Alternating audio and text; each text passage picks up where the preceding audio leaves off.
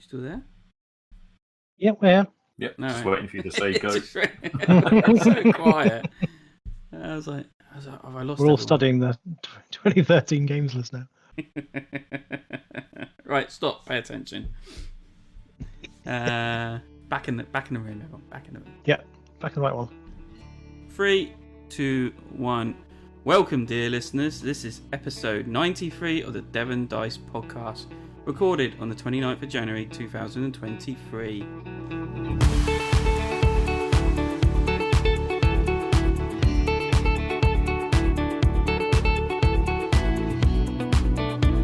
In this podcast, we'll be doing a review of Clank Catacombs.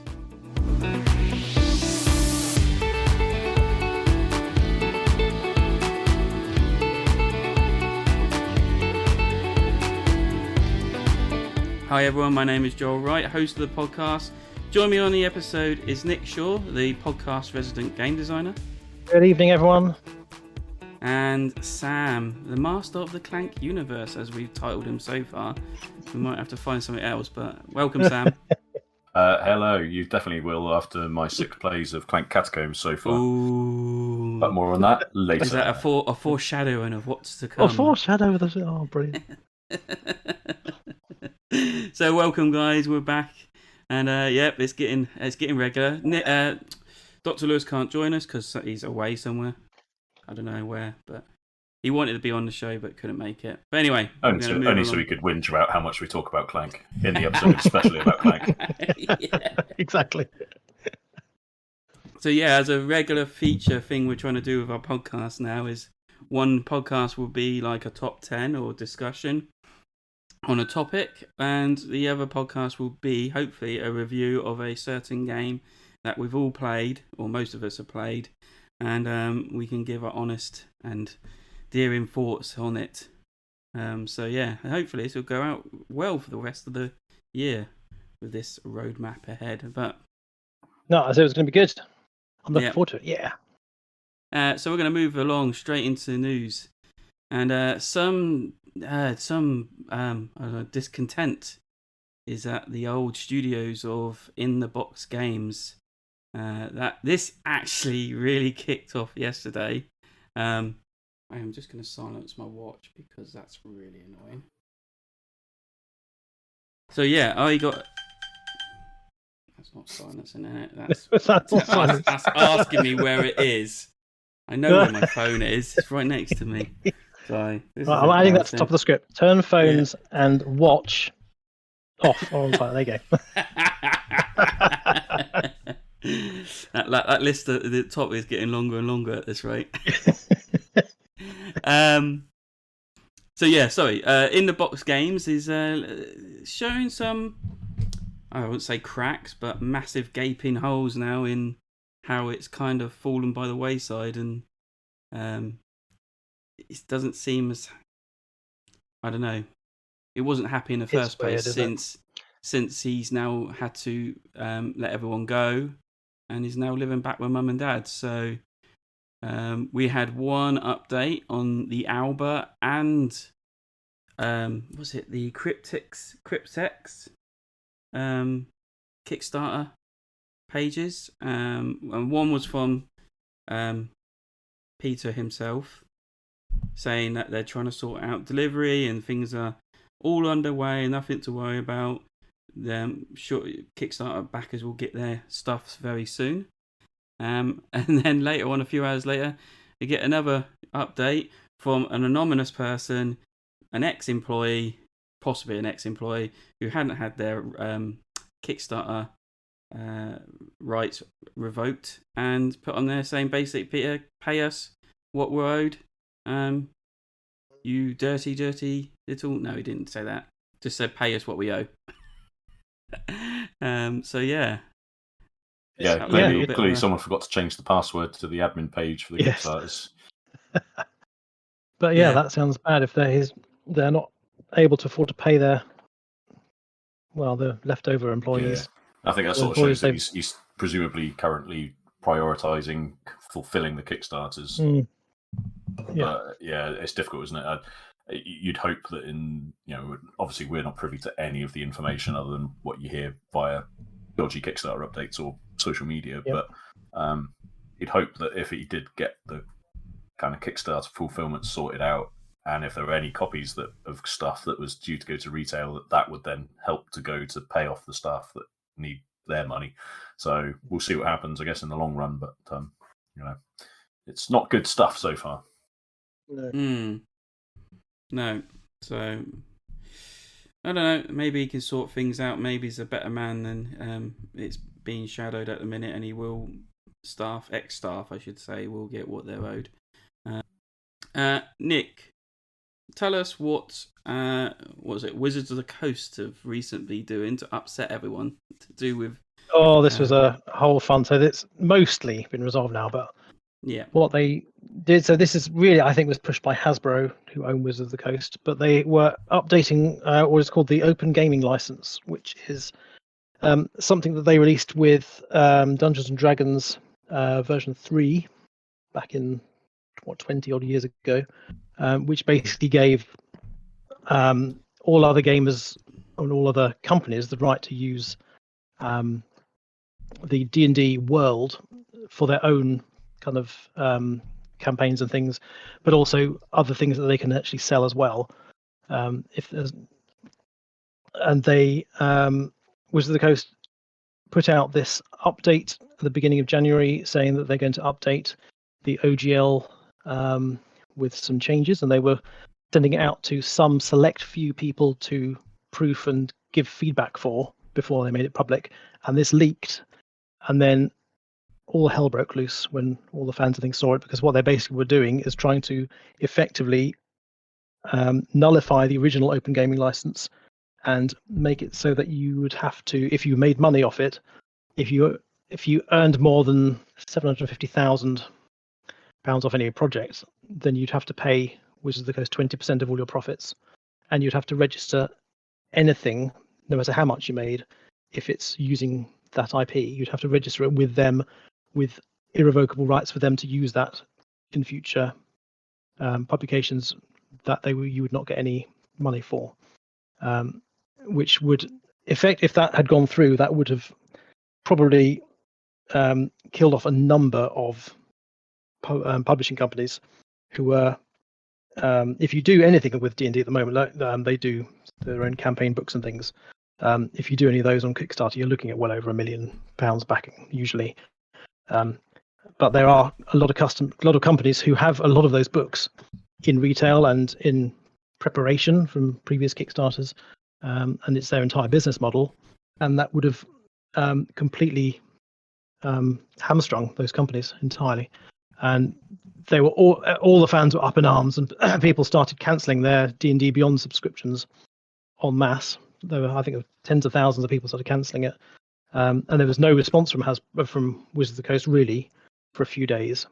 I think it was 5 days later they finally put out a thing as a staff member, not named, just a staff member, put on the D&D Beyond webpage, that they were going to look into this and not to panic. And they didn't hear anything again for another probably 10 days or so.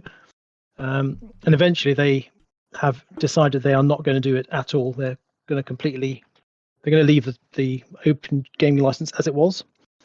And they're also going even further than that, and they're actually going to open source some of the some subsections of the rules. They can put them into, or it's called a systems reference document, which I don't really know what it is.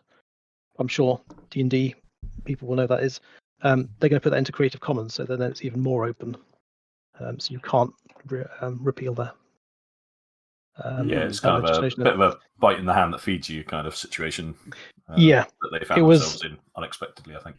Yeah, and it was, I think, a lot of the podcasts I listened to going over this were saying that it was very much pushed by higher management in Hasbro, and they did not have any clue what would happen.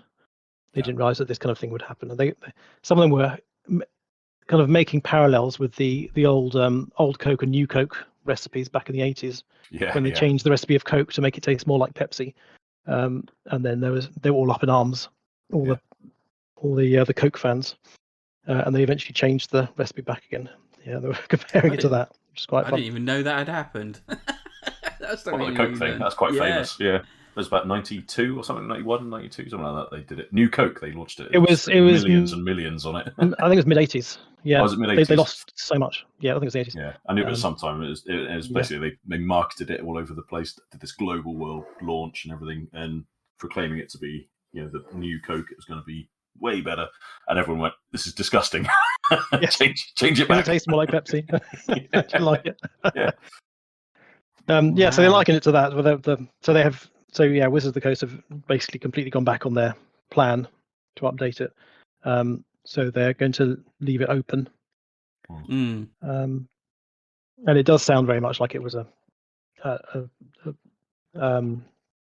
of higher corporate decision. Yeah, to do this. This, they did go on record. backfired. Hasbro apparently did say a while back that they needed to find ways of monetizing their IPs. One of which is obviously Dungeons and Dragons. It's famously, yes, it is monetized, but they feel like it clearly could do an awful lot more. Hence the reason there's things like the movies and TV shows and stuff being made now. But I don't think, to some degree, I don't think anyone would have minded too much on the whole licensing situation. It doesn't seem unfair that if a company is making use of essentially an IP for nothing and making millions of dollars a year on it, then it's not unfair to say, well, actually, we need to change this to say there's a licensing agreement for companies that are making sufficient profit from it to make it worthwhile. But I think the thing that really bit was the element of saying anything that you create in our universe is ours. I think that's the massive overstep. And it was, to be fair, it would have applied to any new stuff, not existing stuff. Yeah. But that would have still exactly. It basically means that you can't then publish stuff because then Wizards of the Coast could take it, sell it, and copyright it, which then just would be you don't even own your own creation anymore. Yeah, exactly. So that's the bit that they totally misread the room on. Yeah. But they've gone back on it now and made it better, and then and this is all leading up to, I think, the 6th edition of D&D, which is coming out next year, I think. Yeah, D&D 1 or 1 D&D or whatever they call it. Yeah, 1 D&D. Yeah, that's it. So have we seen the biggest U-turn this year already? Yeah, and I would say that, and it wasn't in the government, amazingly. Oh dear, yeah. Indeed.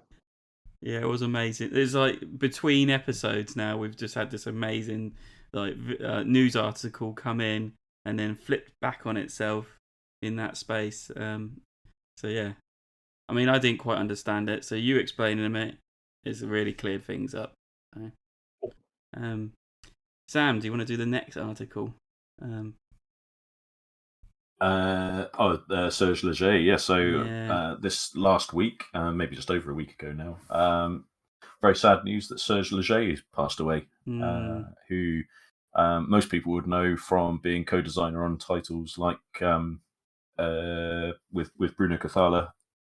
Shadows of Camelot. That's the one I was trying to think of. Mystery of the Abbey. Mystery Express.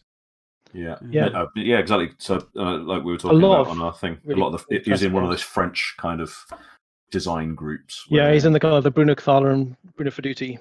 Yeah, we even did that game, the game we've been playing on. Can't think now, on Board Game Arena over pandemic era. Was the dwarf game. Nidavellir. Yeah, Nidavellir. Yeah. Oh yes, Nidavellir, yeah, which is a very recent one as well. Yeah, and he was sole designer on that one as well. Yeah, exactly. So that's quite. I don't think he was very young. Sorry, I don't think he was very old. Very old, no. Cargo Noir. I like that game. Yep. Mare Nostrum, which was a big result. So a lot of well-known titles. Yeah. So sad news, but no, we can't all live forever, even though some rich billionaires are trying to. And then the last news article, and this I was actually reading this before. It's not actually even news. I'm even lost where I am now. It's not even news really. It's just because before I came on, I was just trying to see what news there was, and I got caught reading a designer diary for Endurance. So Endurance is a new game soon to come out, about Arctic crossing. Is it? Yes, Shackleton's Shackleton's expedition to the Antarctic.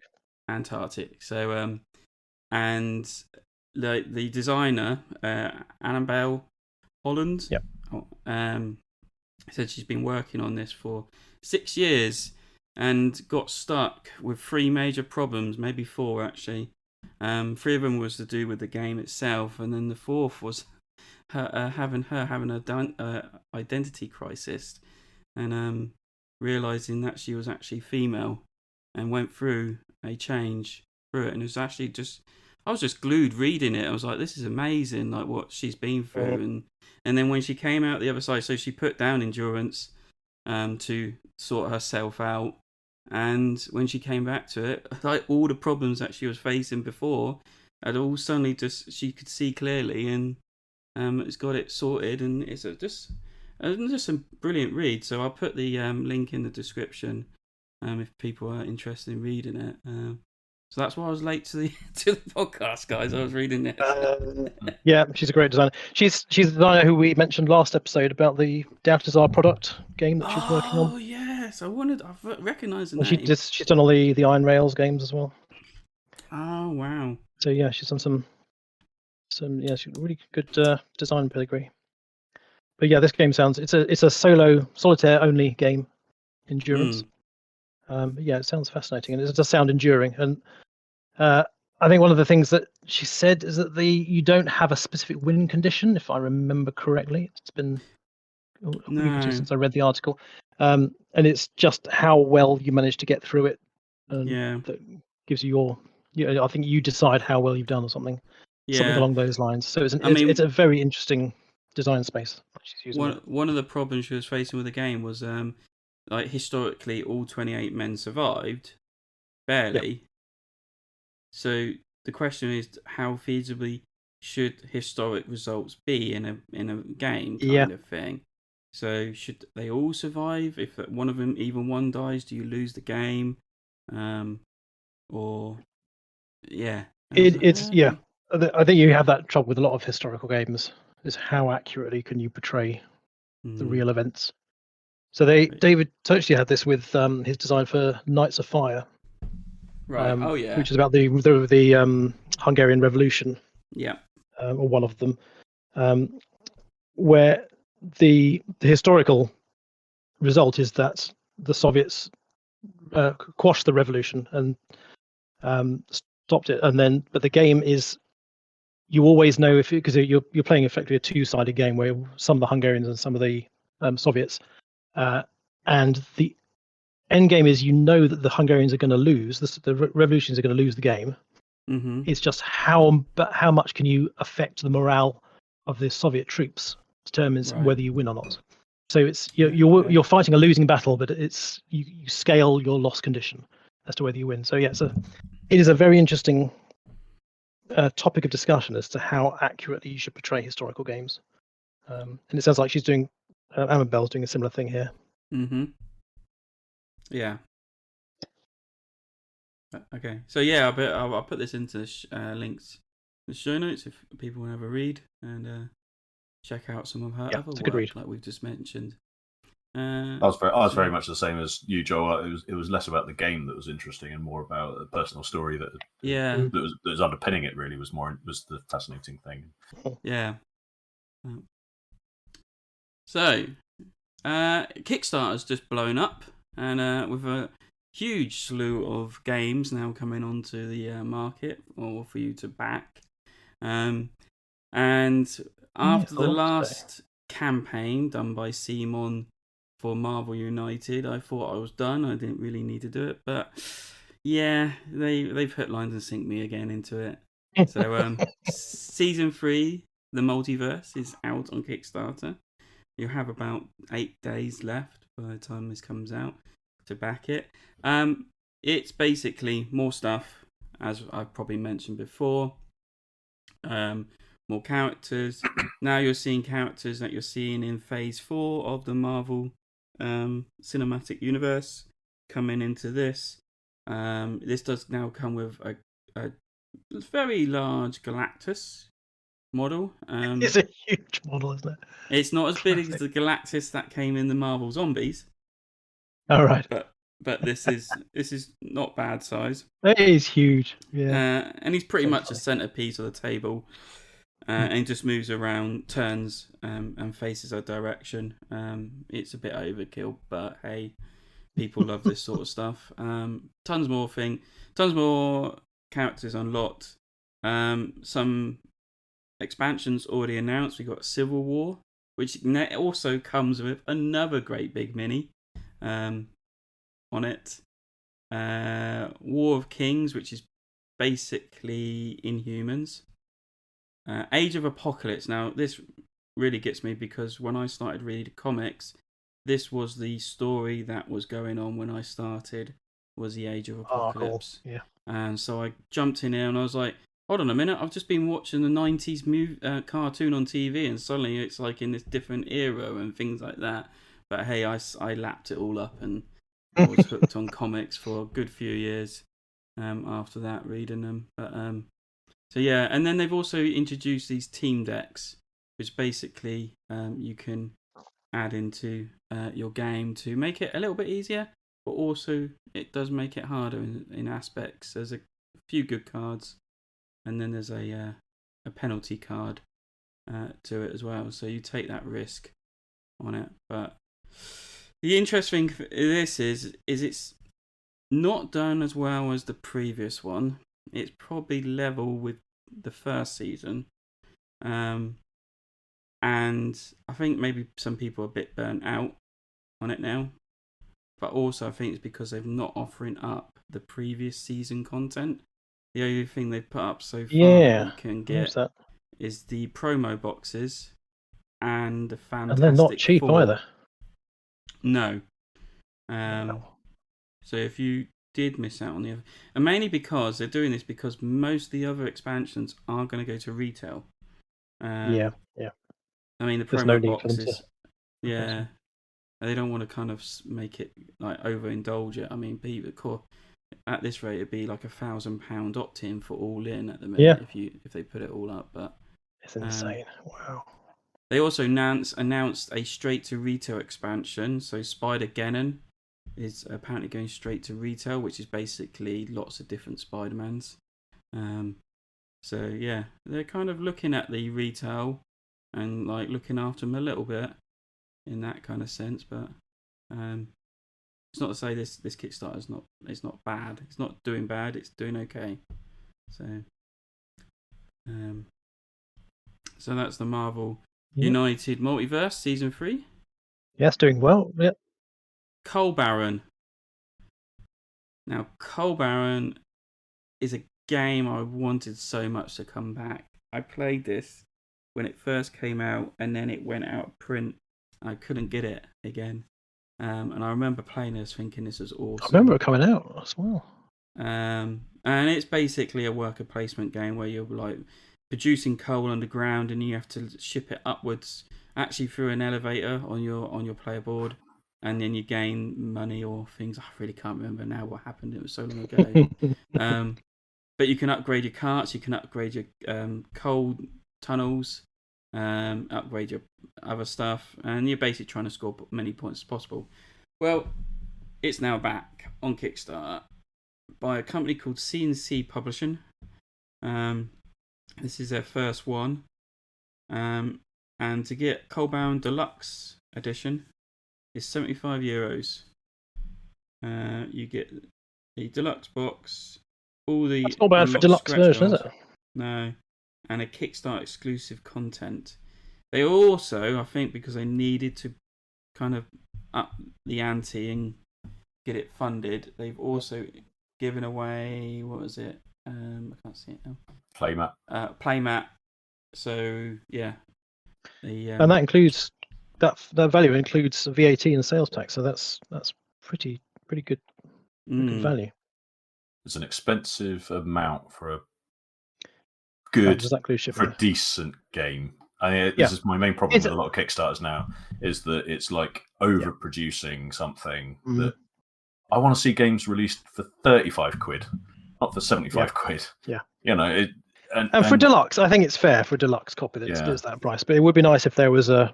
But I think at that point, non-deluxe. though, this is the art. I just want to speak about the artwork because the artwork is dirt and it's pretty horrible looking.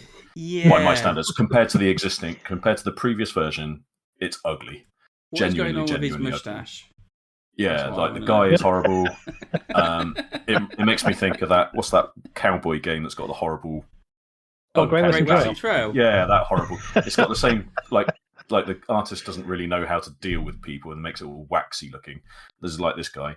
The font they've used for the actual title and lumping a lump of coal for an O. It's just that makes horrible. it very hard to read. Doesn't So look like horrible. coal barn, but the space. Yeah. And I think the other problem I've got with it right now, given the current state of the world, is we're moving away from coal.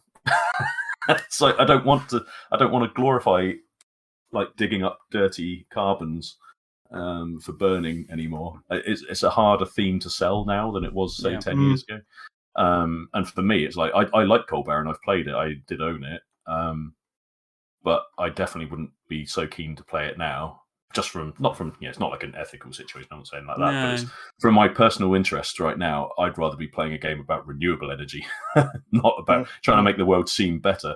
Not kind of looking back. This kind of that's stuff. one of the nice things about Power Grid, which is probably about the same age now, is that Power Grid has those renewable. Yeah.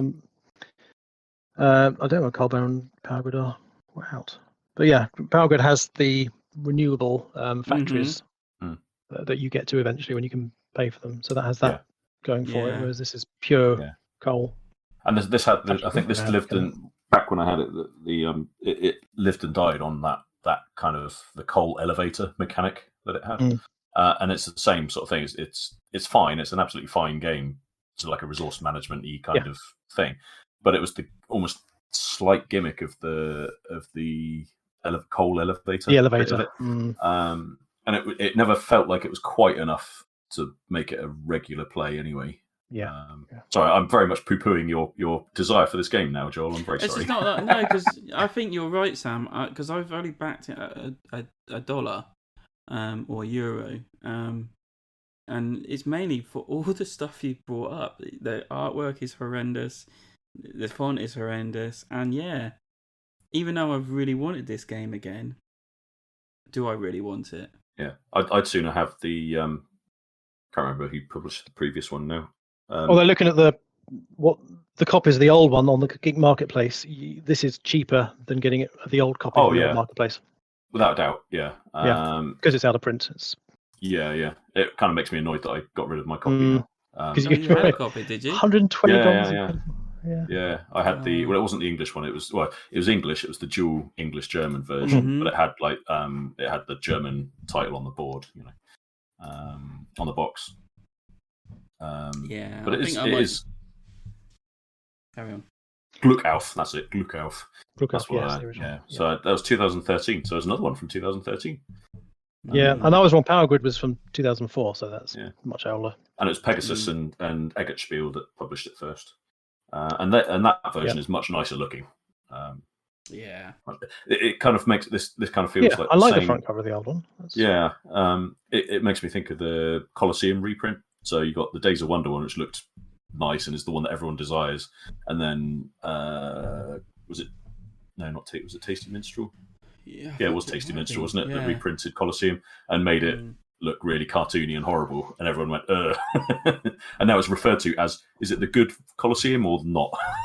So I've got a feeling it'll be the same with this. Is it the good Coal Baron or not? Who's done I'm trying to see who's done the artwork for this. Not sure it says anywhere. But the cover is on BGG under the Coal Baron game now. And the one comment underneath says, if the deluxe edition starts by showing such low-budget looking art cover, it's definitely a bad sign. Yeah. So take that what you will. The artist is Frederick Brogard, and his only game is Coal Baron. So, unfortunately. I mean, personally, I don't mind the artwork. I quite, but compared to the old artwork, I would prefer the old one. I think it is largely the cover art and the font that is the main problem. The rest of it is functional and fine. There's no issue with that. Yeah. But the design of the box art and the branding of the game is just so ugly. it's Very odd. distracting for me. Odd choice. But that's because I'm familiar with the previous game as well. I suppose that's half of it. But it has funded. It's passed its funding goal. Yeah, very So modestly. if you back it, it's going to be there. Yeah, it's only just over, but it's still got 18 days left. Yeah, I was going to say, to be fair, it's probably only been running for about 10 days or something, isn't it? So Yeah. Well, I said since they put it on there, they've added the play mat and then printed meeples to try and boost up people's interest. Oh, really? Yeah. So still not hooked me in.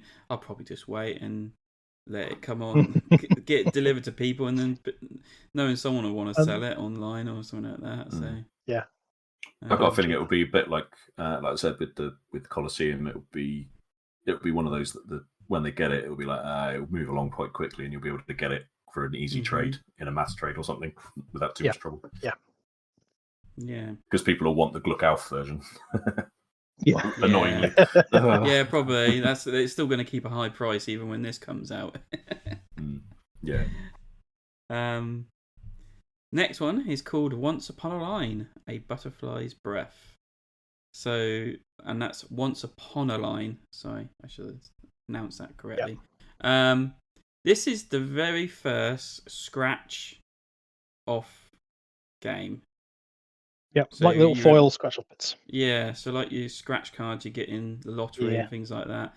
This is basically a massive big sheet with that foil covering on, and you have to solve where words will be and hope you scratch off the right area to reveal that word. It's ingenious but weird, and I've still not got my head around it. That's a very good description, I think. It's like a reverse crossword. Yeah, it's a reverse crossword, isn't it? Imagine a crossword, but all the letters are covered up, and you don't know where the blanks are, and then you're sort of scratching off trying to find it. And you don't want to uncover the wrong bits, and that's the thing. Yeah, but it sounds. I've watched a couple of playthroughs. It does look interesting, where they just play through the tutorial, because you have different characters which have different powers to affect what you're doing, and you are unraveling a story as part of doing all this. So it's got a narrative there. And I think it is, it's a bit gimmicky that it is driving the narrative, but I do like the. But as a solo game, the fact it's trying. Yeah. As a solo game, it'd be great. As a cooperative game, you're all doing on the same sheet. You're not doing different things together. It's more of a kind of a joint activity game. Yeah. But it looks fun. Yeah, this will be one of those games that will be in the lists for most innovative at the end of the year. I'm pretty sure. Most likely, yeah. I don't know how difficult it is or how complex it is, but it looked fun from the playthroughs I watched. It's gone well past its funding goal. Oh yeah, it's doing very well, and it's over 2,000 backers, so it's doing really well. But it was a huge push on marketing. I saw it everywhere advertised. Yeah, but it's also how you do cover up and font usage in a board game. It's beautiful. So considering the main bit of the game is a sheet where you scratch things off. There's amazing artwork throughout it. So this is coming with several expansions already included and rechargeable packs as well. So nice. They're covering which I presume all just means that there's more sheets of the main sheet. Is that the idea? Yeah, I assume it's like a recharge. So it's because once you scratched off, that's it. It's a one and done. People complain that they can't then move it on, can they? They can't. Or reuse it or play it again, so they want rechargeable sets like removable stickers in Gloomhaven and things like that. It's just they want to keep their games pristine, but I don't know. It's one of those. Again, I'll just back to £1 and see how it goes. See how it goes. But every time a update comes out, I'm not interested. Just like, I think Sam, it's the base level is £35. So there you go. There you go. That is bang on, especially for a game with this much production in it. That's bang on where you want it to be. Yeah, perfect. Yeah. I fully approve. And you get free expansion. So it's not a bad price actually for what it is. Yeah. Then it'll turn up on a door and it's tiny. From the previews I've seen, the box is actually quite big, but I don't know if that's just a pre-production copy. Who knows? Last one on Kickstarter. I'm just trying to get my brain to figure out how to say it. Arborea. Arborea. We did talk about it last week. Like an arboretum, but or Did we? last time. No. Yeah, we sort of mentioned Did it. we? Yeah, or maybe I posted it in the Discord. Did I? You did actually. That's why it's you on do, yeah, there. it's in the Discord. Yeah, maybe we did it there. Nice plug there. Come join our Discord. You would have seen that. Yeah, join in with the conversation. Lewis, join in with the conversation. Anyway, Love it. so yeah, So this is a Arborea. new game from Alley Games. Yep. Yeah. Sam, do you want to talk about it because you posted it? Yeah, it was just the main crux of our discussion was around how Alley Cat have kind of really well pivoted themselves from being a publisher of their own titles to now being, I'd say, especially with the fall from grace that ITB have had, they've become essentially the kind of the UK prime UK publisher of certainly of Euro games anyway. And with Arborea, which is a worker placement Euro game with artwork that Nick doesn't like. But it's quite it really striking. gets me. Yeah, it's quite striking. I think people who like it love the artwork. Yeah, It's busy. It is very stylized. yes. And I don't like it at all, but I can appreciate the artistic quality of it. Yeah. The board, but however, is very busy. Yeah, the board is a mess. But it's very striking looking, unique. It is very looking colourful. thing. Very colourful. So I think, like I said, the people that like that will absolutely lap it up. Yeah. But I think really it's an indicator of the quality that Alley Cat now put into production as well. To be fair. And it almost feels like they're I don't know what their long term plans are, but it almost feels to me like Alley Cat are almost at the point where they would not bother with Kickstarter for some stuff. I'm sure they will, just because it's a proven way for them to raise capital for games. But the types of games they're releasing kind of feel like the production level they've got, they could probably bypass Kickstarter a little bit now. And maybe there's one too. Maybe not so much from the money it's making, but certainly in terms of the quality of the productions. I can't really say much about the game. I must admit I haven't really looked too deeply into it all. So the game itself, I just looked at it before we came on. It's called this worker placement and worker placement and removal. Yeah. So you place your worker on this kind of conveyor belt, a bit like Chocolate Factory, and you have to let it be pushed along in some kind of form, and then when it gets to a pathway that you want to gain from, then you take it off and you follow the pathway off, and you gain all the resources. It moves along, which is quite clever. I quite like that idea. It's the kind of longer you leave it, the better it gets kind of situation. It's like the Tolkien wheels, isn't it? Yeah. And then you got this card placement where you're like playing cards to overlap each other to make grids of different colours, and then you can put these creatures on to benefit from the areas you put them in, something like that. So there's quite a few different mechanics going on here. That seems to be the thing now, isn't it? To mash a load of mechanics together to create the new board game. But it's quite interesting because Rado has put a disc like that snippet bit in. This is a Bitoku. Yeah, the Bitoku killer. And so I went to go and look at this. It's very similar colour-wise, I suppose, to Bitoku. How busy the board is. I looked at the board, and if you thought that was busy, this one's even worse. Yeah, Bitoku is famous for its busy board. Have you played it, Nick? Or I have not played Bitoku, no. But some of the local game group have played it. They enjoyed it. Yeah, it's quite a heavy one. Really good. Yeah, it's quite heavy. And just another shout out that this is yet another game that is in the right price point. 38 quid for the retail edition, 46 for the Kickstarter exclusive, and that's very fair. Under 50 quid, bang on. That's no problem at all with that. That's good. See, my trouble is with Alley Cat games is I've backed the last few games and I've not been impressed. So I'm kind of a little bit kind of iffy about it. So I got that Eternal Palace, and I was just like, Eternal Palace, yeah. And I think there are a lot of those games you have to, you kind of want to try before you buy for those.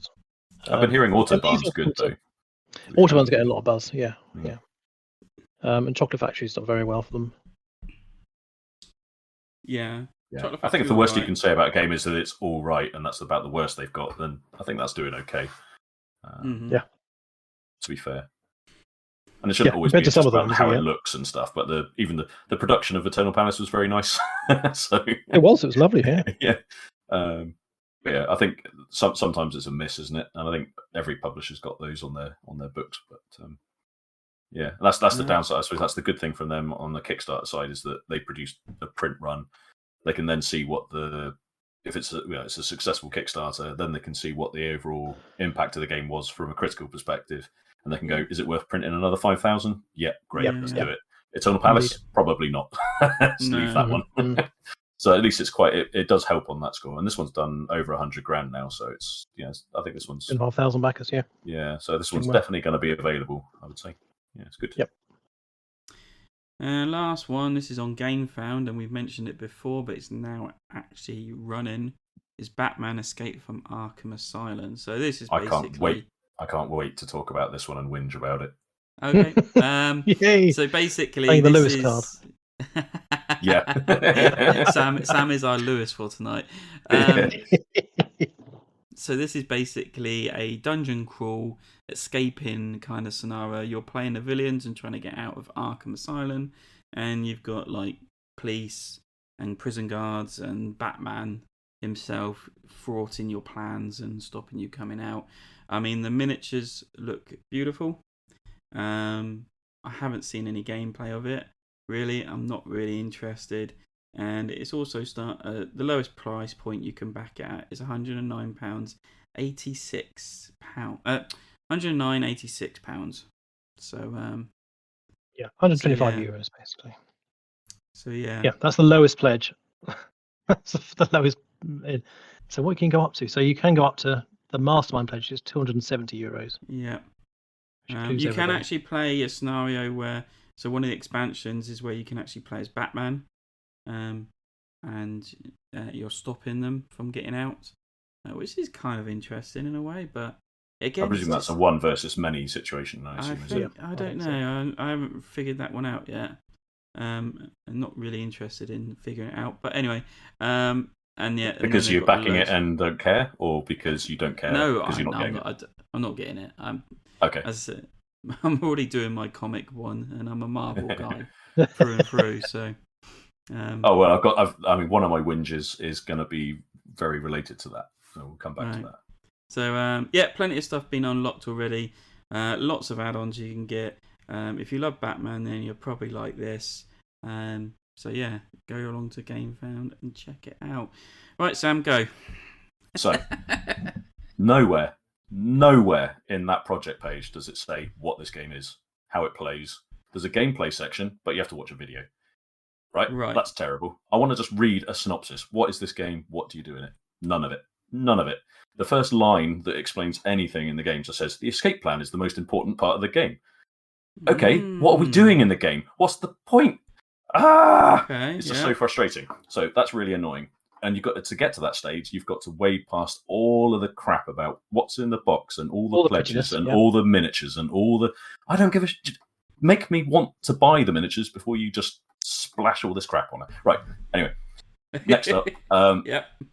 After you've waded through all this useless stuff that doesn't tell you anything about how the game plays, what you're going to be doing in the game. Okay, pretty miniatures, blah, blah, blah. You get to the point... Right, start wading through it all. Where is it? I'm close to the bottom. Where is it? Somewhere here. Maybe it's a stretch goal. Oh, it was up to the top. So if you have a look, right, this is Batman villains, right? All Batman characters, all from DC. Yeah, lovely. Well, I suppose it is arguably it's DC, but it's not in universe. Have a look in the where it's got all the kind of miniatures listed. There's a villain called Kite Man. I mean, I don't know. I mean, they're really don't look for logic on that, this which is brilliant. Oh no, one of them. Keep going. Where is he? Where have you got to? Jarvis the Tech. Above him, above Jervis Tetch, right? Two above him. Oh yeah. You got Harley Rorschach. Quinn? Rorschach's from bloody Watchmen.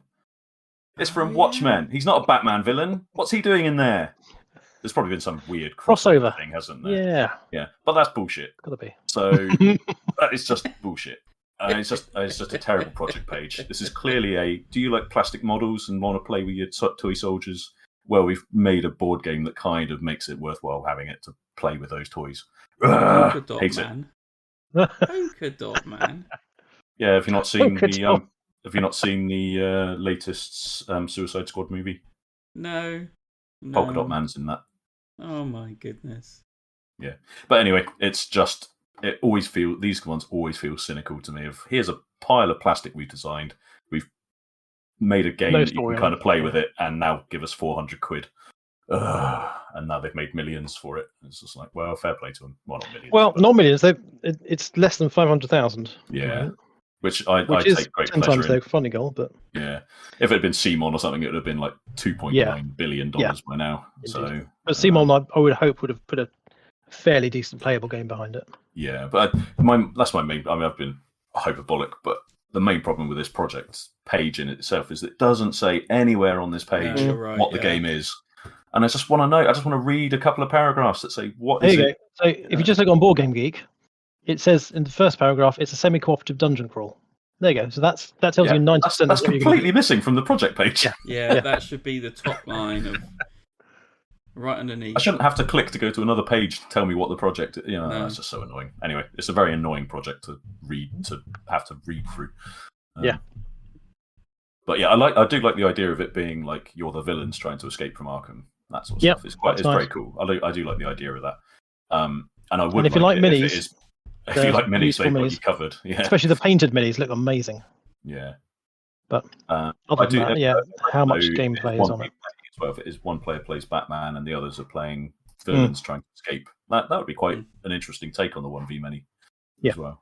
But yeah, I'm not buying it, so someone else will have to buy it and make me play it. And then you can nicely badly review it at that point. Yeah, well, I'd give it a fair review. I might not go into it fully open-minded, but you never know. It might surprise you. Yeah, and I do like the. I kind of wish it was a little bit less. I suppose it's trying to see the artwork for the players like the villains like the Joker. FAQ. I would quite like. Yeah. Yes, it is a board game designed to play with family and friends. Yeah, well, there you go. Here we go. The miniatures. Yeah, I was kind of hoping it is kind of like the characters from the designs look very much like the Arkham Asylum video game, which is good. Yeah. Because that's the kind of version that I would imagine I'm playing if I'm escaping Arkham Asylum. Essentially, that's what I would imagine. I'd imagine I'm in that video game, and the characters and the models do look very much like those. So that's cool. Very nice. Yeah, they have got a mixture of character. They got some alternate character models as well in it. So I do like the fact that you get to see some extraordinary painted miniatures, and you look at them and go, "Oh yeah, they're cool. They're cool. Yeah, definitely get those." And then it says miniatures come unpainted. Oh, great! So mine will never look like that. Mine will never look as good as that. No, well, that's the same with the Marvel United, and even Marvel Zombies. They get Creative Child, I think that's what they're called. Basically, professional painters to paint them up, and I wonder if these are the same guys because it looks very similar. It doesn't actually highlight who painted them. And yeah, it's just I really want these miniatures now, but if I paint them, definitely won't look like this. So. But yeah, it's clearly funded, and we'll definitely hear reviews of it when it does come out. But yeah, anyway, whinge over. I can stop complaining. So yes, okay. Let's get on with what we've been playing. Couple of games from me. I want to say I played Heat again.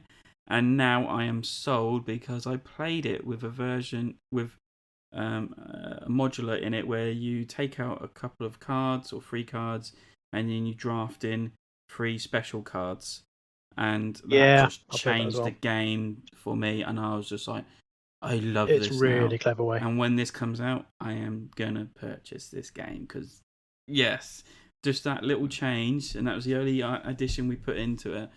This is brilliant. Now I was lukewarm on it before, just with the standard rules, but with this, I was just I'm happy with Heat. This is going to be the next best racing game out there. It is great. It is great. It is genuinely brilliant. Yeah. And is it out of print now? Is it not out of print? Between printings? Yeah, between printings. That's why some people have been trying to sell it. Yeah, there's a lot of people complaining that there's scalping going on. Yeah. It's selling it for 150, 200 quid. Oh, man. Or trying to, anyway. Crazy. And even that, I wasn't that... I was like, yeah, I should get it, but I'm not bothered. Yeah, I'll just wait for it to come out. Be patient, guys. It's going to come back around again. Don't pay it will the do. odds. Guaranteed. City of Iron, 2nd edition. Now, I played a game of this. Someone else's game. Sam from the club. And Sam loves that. Yeah. It's a Ryan Lockett game, and through, it's interesting. It took a while to get to grips with it. It's got deck building to it that you're actually drafting your own cards in from your own deck, which is really weird. So you start with a few cards, and then you have a deck of cards, and then at the beginning of each round, you can buy cards in from that deck, and you can choose what you want, really. So you're adding to that deck. It also does this thing where when you discard a card, you have to discard in the order you want it to come back out again, because you just flip your card overs, your discard pile over into your deck. Yep. And then the idea of it is basically you're trying to buy factories and land with these cards that you play. There's all sorts of things going on, and it's just really simple, but there was a lot to think about. You're trying to outwit people.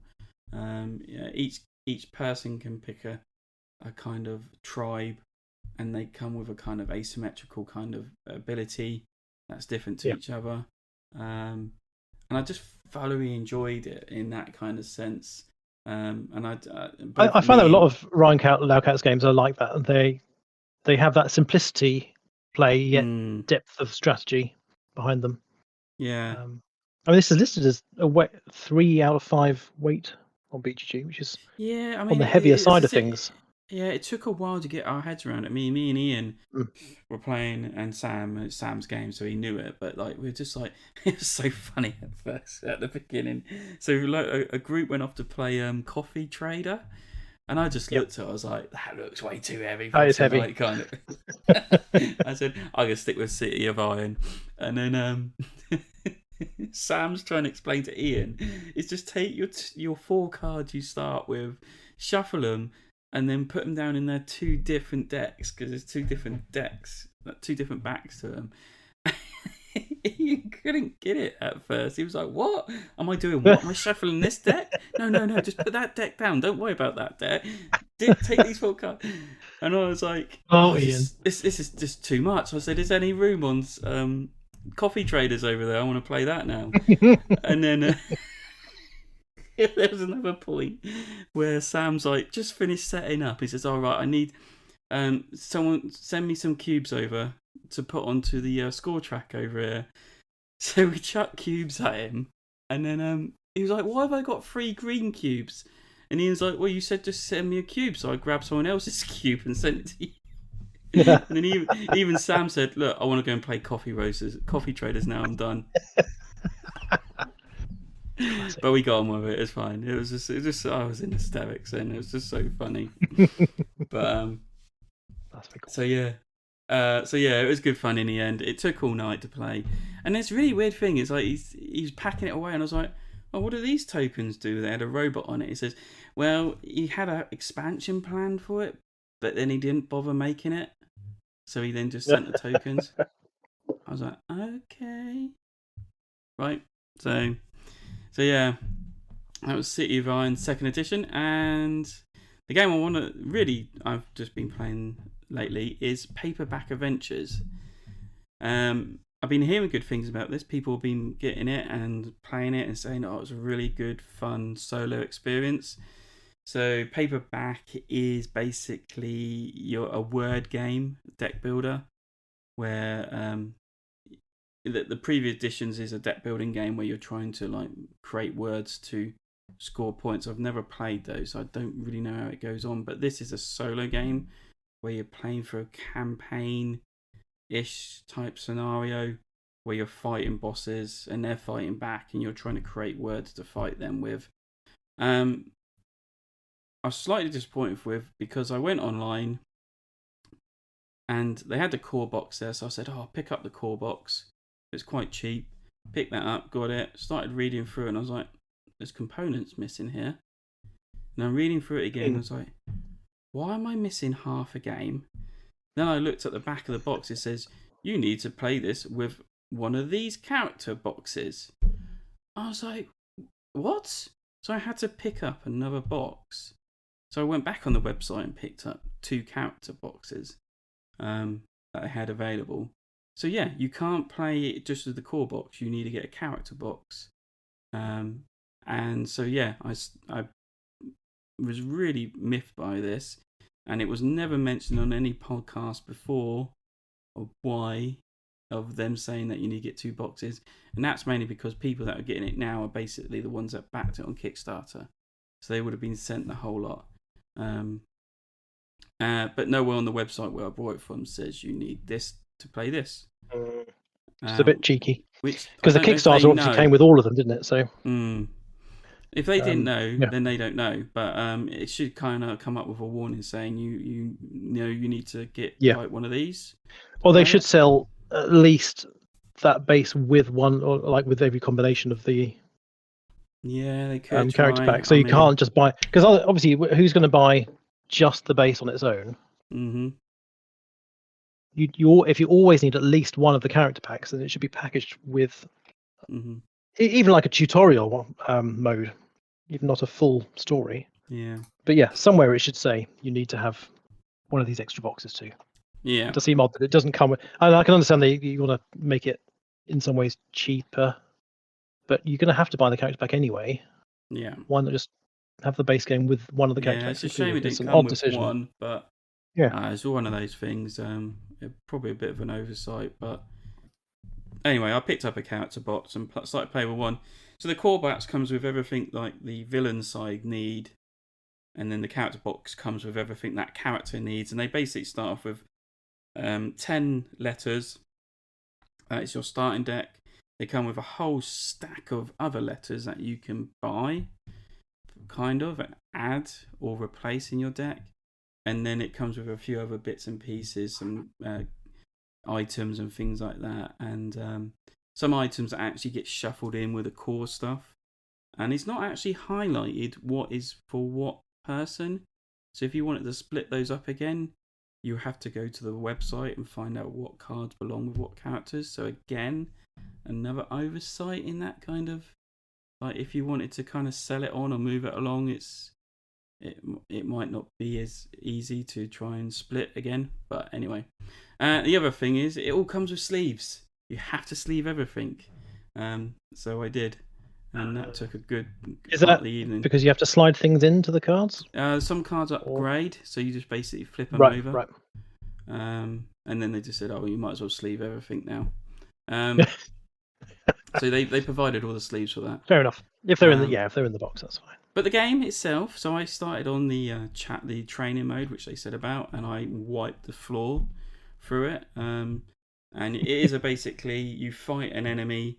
They have stages they go through. So you have a hand of 5 cards. You play down a 5 card, trying to make a word up, or try to use five letters. Sorry, hand of 5 letters. You try and make a word up, and you will work out how much damage you're doing them, how much block you're doing, and other stuff you might gain. Then the top card that's showing will give ability. Now, but then that top card will get put to the side. Can't think what it's called now, but it's kind of trashed out the way. So you actually start diminishing in cards as you start playing through it, and then the enemy will fight you back or block or do things. and then you basically got to weaken them down to 0 points. And each time you do that, you get bonuses, and you get to replace cards or add cards or get new items and things like that. And you go through 6 enemies until you get to the very last one, and hopefully you're strong enough to fight the last one. You get all your cards back each time, don't worry about it. You're not completely trashing cards away, but you get them back each time you fight a new boss. And then if you get to the end, there's actually envelopes you could open to actually make yourself better the next time you go back in. Or like a campaign. Kind of. It's one of those, it was like, because I trashed it, Someone I carries thrashed over it the to first this one. time. Yeah. I kind of felt I didn't deserve to open an envelope. So I thought I'm going to play it on normal. And I got to like the 3rd or 4th boss, and I couldn't beat it. It was way too hard. So you needed that. It was just how my cards were not coming out at the right time as when I could hit it. It was basically a spider, and one action, you couldn't attack it, you couldn't do any damage to it, and then on the next turn it does 5 block. So you've got to get over 5 damage towards it to knock it down. And I just couldn't get the cards to come out at the right time. And plus, it's not only doing that, it's putting penalty cards into your hand, which are like Zs and Xs and Qs. That's brilliant. Those are penalties. That's brilliant. And so then I was having to go onto like crossword solver to try and figure out what word I could make out of 2 Zs, an X, and an I, and something stupid like that. I was just like, this is ridiculous. So I don't know how I would have even got halfway through that fight without using that kind of cheat. But I will give it another go. I'll try again on it, and maybe make some better choices. So, Brilliant. But yeah, it is primarily a solo game. Yeah. Apparently, there's an app coming out for it in a year's time. So, it might do better for like the upkeep and clean up and things like that. But I don't know. At the minute, it's quite good. It takes a lot of space as well. As you need quite a big table to take it. But, yeah. So yeah, so that's Paperback Adventures. Yeah. So I have been. I haven't played much since the last recording. So I've got some from before the last recording as well. But the main one I've been playing the last few days is Age of Steam, which is a classic game from 2002. It came out originally. And this is, I got this discounted on one of the many online game stores. It was a Dutch version, not the deluxe version reprint that was done recently, but this was the previous edition. This is a train, it's kind of like a Cube Rails game. It's not really a Cube Rails game, but it's like that, where you are building track and doing kind of pick up and deliver, but competitively against other players on the same map. And this is originally designed by Martin Wallace and John Brower, and that was resulted in, after the very first release, there was a legal wrangling between those two designers about who owned the full rights to reprint it, because they both wanted to change it in different ways. And so Martin Wallace took it one direction and created Steam Rails to Riches, I think it's called, and John Brower kept the Age of Steam name in his version, and then Martin Wallace's Steam became Railroad Tycoon, which then became Railways of the World, which is the most recent version of that, which is a simplification. But this is the original game, and so this is John Brower's second branch of the original game, which I'm playing, and I've been trying out some of the maps, and I'm absolutely hooked. Which is it is a very bland looking game. There's no tool style beautiful designed terrain. It is just kind of green hex blocks and brown hex blocks and things, but very, very fun for me. Very, very fun game where you have to very carefully manage your money, your income, and your expenditure. You have to plan ahead, almost 2 rounds ahead at a time, and the game only lasts 8 or 10 rounds, because you have to take, and classic Martin Wallace style, you have to take loans to do anything, and then you pay those off iteratively over the game, and you have to, there's a what people think is the core of it is an auction for first player, kind of the beginning of each round, because then you get to choose one of 8 or 7, 6 or 7 powers that you get during that round, which involves doing extra track laying, or you get extra deliveries, or you do deliveries first and build first, and etc. And I'm very much enjoying it. I've played the solo map that comes in that box, which was Ted Alspach's design, that solo map. I played the 2-player map, which is also Ted Alspach's, with my daughter. We had fun doing that. And I've got some of the P&P maps that are available online, and there are literally hundreds that you can get online on the Age of Steam page. Not all of them are print and play, but a lot of them are fan made and therefore are print and play. You can just print them out. So my printer has been printing a lot of green ink recently. I think I've wasted all the green ink on it, and that's been a lot of fun. So I'm looking forward to trying that out with more people now. And then the next game on my list is one that I got for my birthday, actually, which is the last podcast recording. I think it was the day I got it, which is Puerto Rico, the reprint, the 1897 version, which was on my list, my Essen list from last year to try out. This is a kind of reworking of the original Puerto Rico.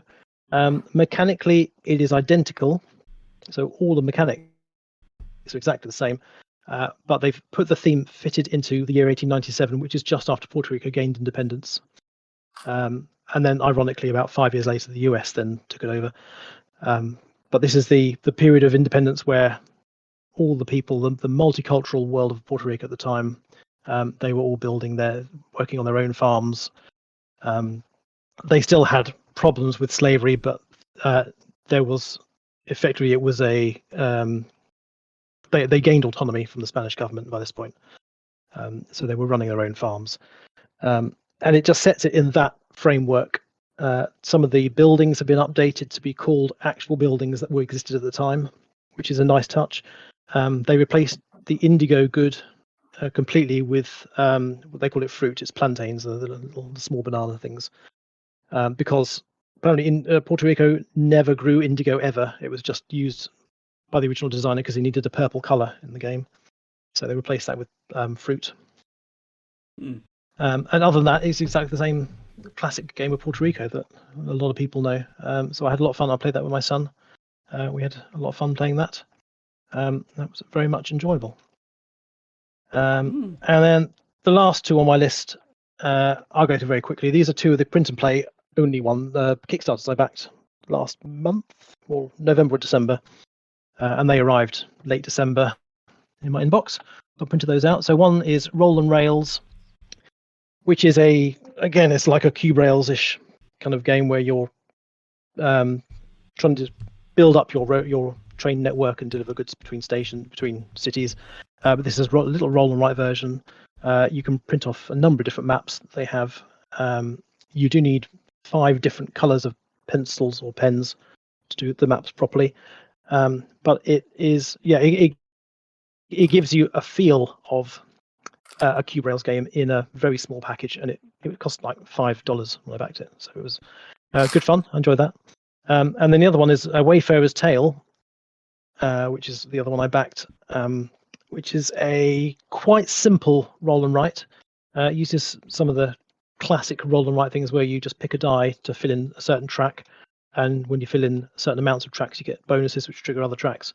But you're also exploring around this island as well, and you can't go back on yourself. You're always having to go explore through this hex map, and different terrains require different die results on different tracks. And so that was quite fun to explore. I played the solo mode only of that so far, and there were a few errors in the rules which they are correcting, but they missed a whole sentence out, which quite dramatically changed my results for my game. But the nice thing about the solo mode is they included an 8-game campaign for the solo mode, where you're working through the 4 different maps, and you gain. You can spend the points in one game on equipment you can use in the next game to make it a bit easier. So that was quite fun. So I played that a couple of times now, and the artwork is absolutely beautiful. It's very ink heavy if you want to print the full ink version. It did come with a low ink version, black and white version, which is what I printed out first to try it.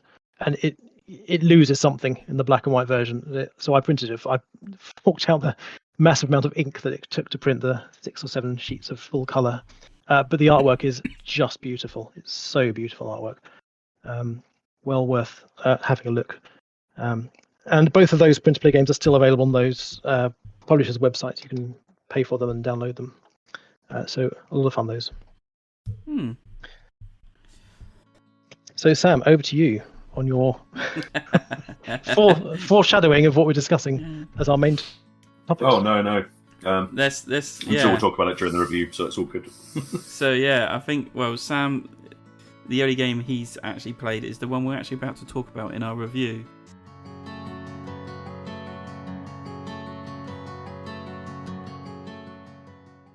Hello and welcome to our review of Clank Catacombs. Clank Catacombs is a deck building, dungeon crawl, cube pulling adventure game. Designed by Paul Dennin and published by Direwolf. Artists of Clay Brooks, Akina Burrell, Nate Storm and Dan Tyler. It has a rating on Board Game Geek of a complexity of 2.52, which is medium weight.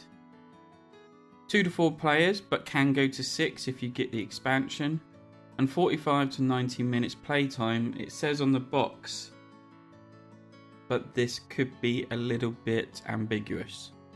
Be aware. Clank Catacombs and its iterations before are pretty similar.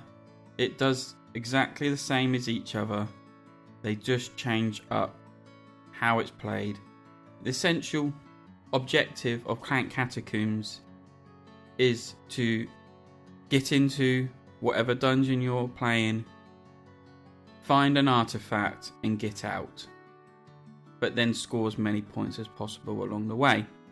You can gain points in numerous ways: artifacts, cards, items, secrets, tomes and money. So all these will score you points, and you add all this up at the end of your turn if you get out. I say this because in Clank, in any iteration, there is always a upper half and a lower half. If you get out of it with an artifact, you score an extra 20 points. You also start the timer for the rest of the players that are still in there, scrabbling around. If you have an artifact and you are in the upper level of the dungeons, catacombs, you will and get knocked out because your health meter is full up. You will still be able to score, but you won't have that extra 20 points that people have for getting out. If you die knocked out in the lower half of any Clank game, in the depths, doesn't matter if you got an artifact or not, you will not be able to score, and you will just score 0. The main mechanic of the game is deck building. This hasn't changed at all since the very beginning. Every player starts with 10 cards, the same starting cards. You shuffle up these cards to form a face down deck, and everyone will draw up 5 cards. On your turn, you will play all 5 cards down. These cards will have resources on it you accumulate: skill, movement, swords, and then it also might give you an ability in a text box, or it might actually say you need to add Clank to the area. I'll get to Clank in a minute. With a skill, you can purchase from 6 cards in the dungeon row, which are randomised every game out of a huge deck of cards. The cards can vary from items, weapons, companions, devices, and you can also fight monsters. When you purchase blue cards or even gold cards, which there is 3 stacks of general supply cards that you can also purchase from, these go into your deck, into your discard pile. And like with any deck building game, your deck will grow and it will develop, and you'll hopefully, after a few turns, start having cards that will do better for you, will make you move faster, make you fight stronger, and make you buy more. And by the end of the game, each player should have a nice fit deck of cards that should have either helped them get out of the dungeon better, or maybe not if it's not worked out. That's up to the player how they build it. Monsters are fought with swords and they are discarded after they fought, but you always receive a reward for fighting that monster. And devices are one-off use. Once you buy it, you use it and then you chuck it away. If a card you play says +1 or +2 or +3 clank, whatever it is, then you actually take cubes from your own supply of your colour, and you have about 30 of them at the start of the game, and you take that many cubes and put it in the clank area. This is not a problem at first. It's when someone purchases a card from the dungeon row, which we've just mentioned, and refill it after their turn, and some of these cards have a dragon symbol on it. That dragon will come out and attack the players. This is done by taking all the cubes from the clank area we've just mentioned, putting the cubes in the clank bag, or the dragon bag I should say, and inside this bag at the beginning again is 24 black dragon cubes. The attack will indicate how many cubes to draw from, plus you have to might take into account some modifiers on the dungeon row, but you draw that many cubes out. If they are black, it is fine, nothing happens. If they are of the player colour, that cube is then taken and placed on the player health meter. There is 10 spots for the health meter, and if these fill up before the player has escaped, then that player is knocked out. And this is where it could be in trouble. If they are knocked out in the lower depth, they do not score. If they are knocked out in the higher depth and they have a artifact, then they can still score up all their points. You don't want this. You want to try and avoid making clank noise.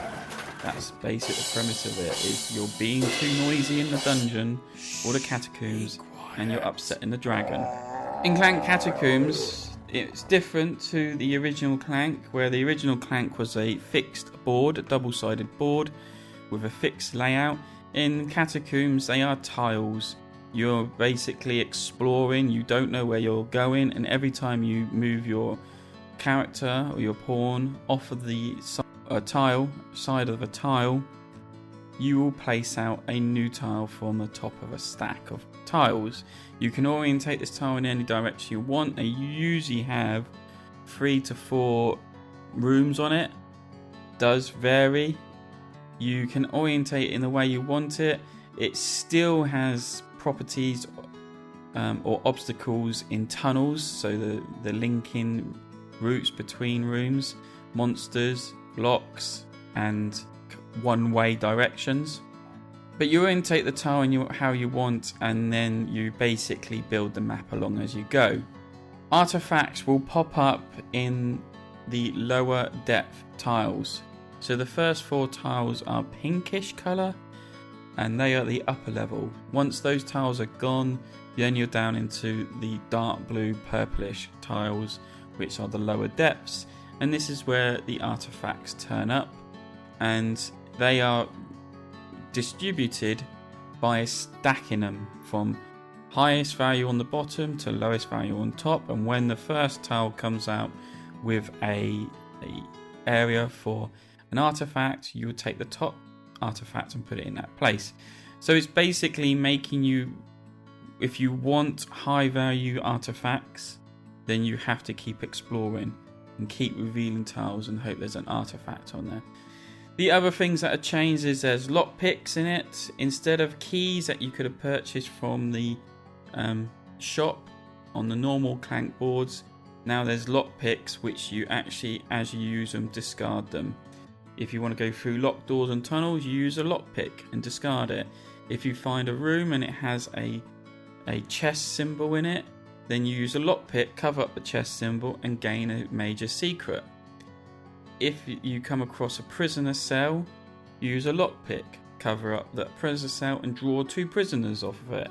This is also new to the game.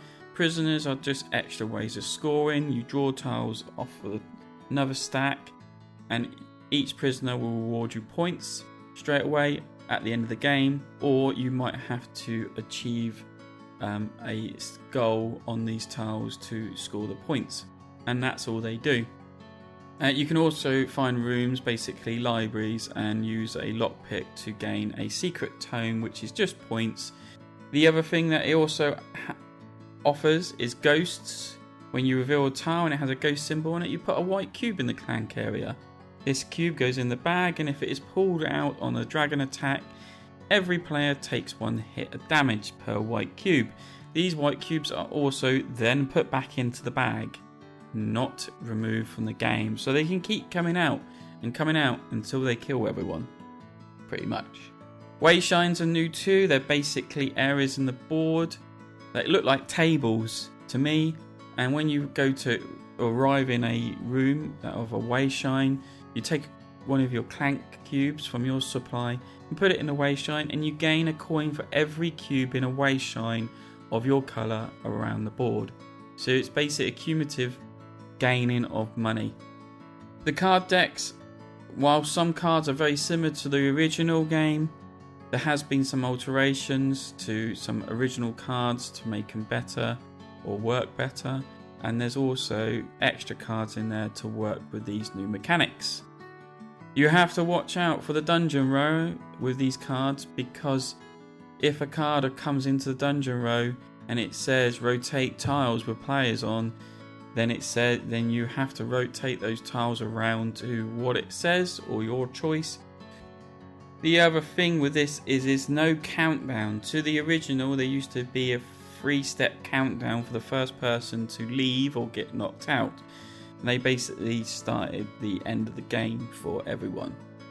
In this, there is no countdown. When a player has escaped or been knocked out, they take the dragon bag on their turn and they draw 4 cubes from that bag. And this keeps happening for every player that is out of the game. Does this until everyone is either escaped or been knocked out.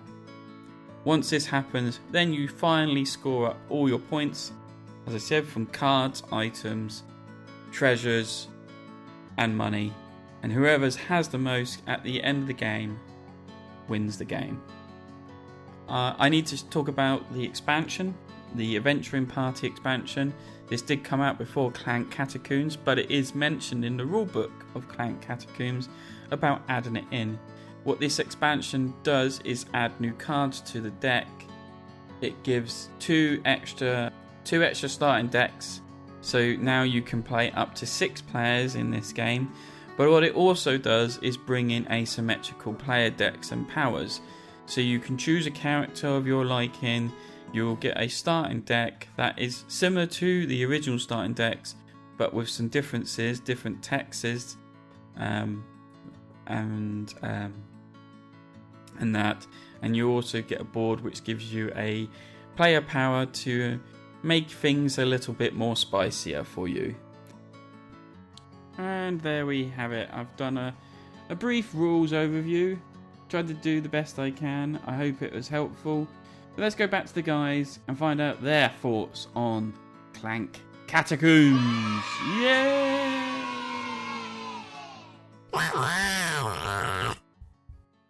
So Clank Catacombs, as everyone is quite very aware, me and Sam are big fans of Clank and it's everything to do with it. And this is actually Nick's first time in playing any kind of Clank version. So he's gone straight to the deep end and played a... Popped my Clank cherry on this one. You did. There's actually quite a few at the Monday Night Gaming Group that I still need to introduce Clank to and pop their cherries. Do you mean indoctrinate? Yeah. Yes. I think they'll enjoy it as well. Yeah. So we're just going to go through. We've got some notes that we've put down and on this game and give our thoughts through and a final verdict on it. So Nick, as this is your first time playing a Clank game, what were your thoughts like going into it and how you feel it felt playing through it? Yeah, so not having played the previous games iterations, I've watched playthroughs of the other versions, so I knew the concept of what Clank is, and what I did like the production was very nice. I like the modular board. It was always fun, and I did like when Joel and I played it. We played with the player powers, which I thought was very much needed for the variability. Mm-hmm. And mechanically, I like deck building, and the rules were very simple to pick up. I think you taught it very well. It didn't take long to teach. No. And it flowed very nicely, I think. You did watch a video before you Yeah, came I watched round. a how to play before I came round to play with you. And then he taught me a rule that I didn't know about. Yes. Oh, really? Yeah, you and Claire played that wrong. Oh, it was so good. Which one? I was proud of that. That makes sense now. It was the little lockpicks that you put over when the lockpicks appear in some of the rooms, and you gain that bonus. You cover them up with a lockpick, so you can't get them again. Were you not doing that, Joel? Oh my god! I'm just gonna loot that chest again because it gave me some good stuff last time. Oh, I'll just release another 2 prisoners from this cell. And I suppose if all players do it, then it's equally unbalanced, so it's fine. Yeah. I mean, I think the main giveaway is that those different spots on the board do have a very lockpick token shape to them, which kind of feels like a bit of an obvious indicator. Yeah, you that would be a very different game. Oh dear. Yeah, it all makes sense. Gee, One thing we didn't. So I was just saying, I read back in the rules, and it was just the very last sentence. It says, "And cover it up with this" or something like that, and I was like, "That's what you get." Sentence, really. That's what you get for skim reading all the rules, kind of thing. You go, I know Clank. It's easy. So yeah. Okay. Yeah, the one bit that didn't really come out in our game was the ghost tile, the tiles with the ghost pictures that rotate the tiles around. Because I don't think any of our tiles rotated. Oh, really? Oh, that's a real kick in the teeth sometimes. Because I can imagine that, because Joel said last time that Claire had that situation where she was stuck in a loop. Yeah, and right. Couldn't get out. Yeah. And had to portal out. So I think if that had happened, that would have been. I would have liked to seen the chaos that would have caused mid game. But other than that, I think we saw everything that the game had. Yeah. Yeah, well, those rotating ones. I mean, that was the first time that happened to us in one of our games. So it was like, oh, I didn't even know that was an option or something that would happen. Yeah. So it's kind of like a real like, oh, no way. And that was quite a nice. I like that as an effect. And it's also because some of them are 180 degrees and some of them are you choose the orientation. So there's quite a nice variance there. But yeah, the 180 ones can really screw you. I had that in my last game at the week yesterday, in fact, Friday, where I was heading for the monkey idols. I was like, great, I planned my move. I was going to do that. I'll get there, get to the monkey idol. I'll be able to get down this path and loop around to get back to the sort of purple tiles, the shallow tiles, so I'd be safe enough to try and get out. And then this 180-degree flip take came and it put me behind 2 crystal caverns, and I was miles away from where it's going to take me another 2 turns to get to where I wanted to get to. It was just, this is just, I can't believe it. By that point, my friend Rich had decided he benefited it from it in the opposite way, and he managed to zip through and pick up 2 monkey idols while I was there going, I just need one. So yeah, those ones really do have a big impact. So yeah, I mean, talking about these are some of the changes that are happening between the original Clank and this version now. Is that in the original Clank you had a main board, so it was a set route, so you can almost plan your way through where you're going to go and get the relics, artifacts you needed, and get out. And this is now just a stack of random tiles that you don't know what's going to come out in what order, and can really scupper you in your plan, because you could be thinking, I'll just keep revealing tiles and no tiles will turn up with an artifact on it. And then Sam would be the other side of the board and says, I'm just going to reveal this tile here. Oh, look, I've got an artifact. Okay, I'll start making my way back home. And I still need an artifact to come out. So, and that's quite different, isn't it, from Clank in Space, which had a modular board, but you set that up at the beginning of the game. Yes. Yeah. Whereas this is, you're exploring it as it comes out, so you don't know, you can't plan ahead where certain things are. Yeah. Which I think. I mean, you can't. Yeah. So there's no planning in this. It is just basically flip and hope, really, that you're going to come. Kind of like, across it reminded me of Escape Curse of the Temple in the way those Yes. tiles came out. Yeah. And then and the pressure comes on when someone's like, oh, I've got this artifact. I might just pick this up. And then you're like, are they going to go back? Are they going to hang around a bit longer? Have I got chance? And it's just like, it's one of those. I think one game I played, I was right next to an artifact, but because I didn't have a lockpick, I couldn't go into this room to go and get it. So I was like, right, okay, I've got a lot of movement on this. I'm going to run and keep revealing tiles because I didn't need to stop at caverns as well. And so I thought, right, I'm just going to run and see if I find an artifact. I did not find one artifact in like 3 tiles I flipped over. And then I got stuck because my next 2 hands had no movement on them at all. And I was like, Yes. this is a joke. And then I died. I couldn't. I was stuck, and they ended the game. So it's one of those risk rewards in the end.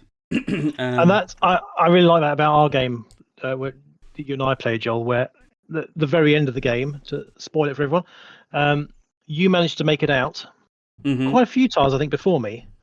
I think it had like 3 turns when you were already out, and I only needed 2 movements to get out. Yeah. And I knew I was probably slightly ahead of you if I could get out and get that 20-point bonus for getting out. And the last 3 turns, I didn't draw a single hand in my entire deck. I padded my deck out with things that didn't have hands, unfortunately. And then, I just couldn't get that 2 last movement that I needed, and I didn't manage to get out. I was so close, and if I got out, I would have beaten you by 1 point. I think we worked it out. So I did enjoy that tension of, crap, come on, I must be able to get out somehow. Where can I get that extra hand from, that extra, well, not an extra foot to move? I mean, that last game I mentioned about where I died, so I didn't score, but I did score up kind of just for my own self-interest. Yeah. And I actually scored like 90 points with just what I had before I died, and where the others scored like 60 to 70 points. And that some of those got out. And it's like, I was doing so well. But it was just if you that, just managed to get there. Yeah. That's exactly like your first game of Clank with me. Yes, it was.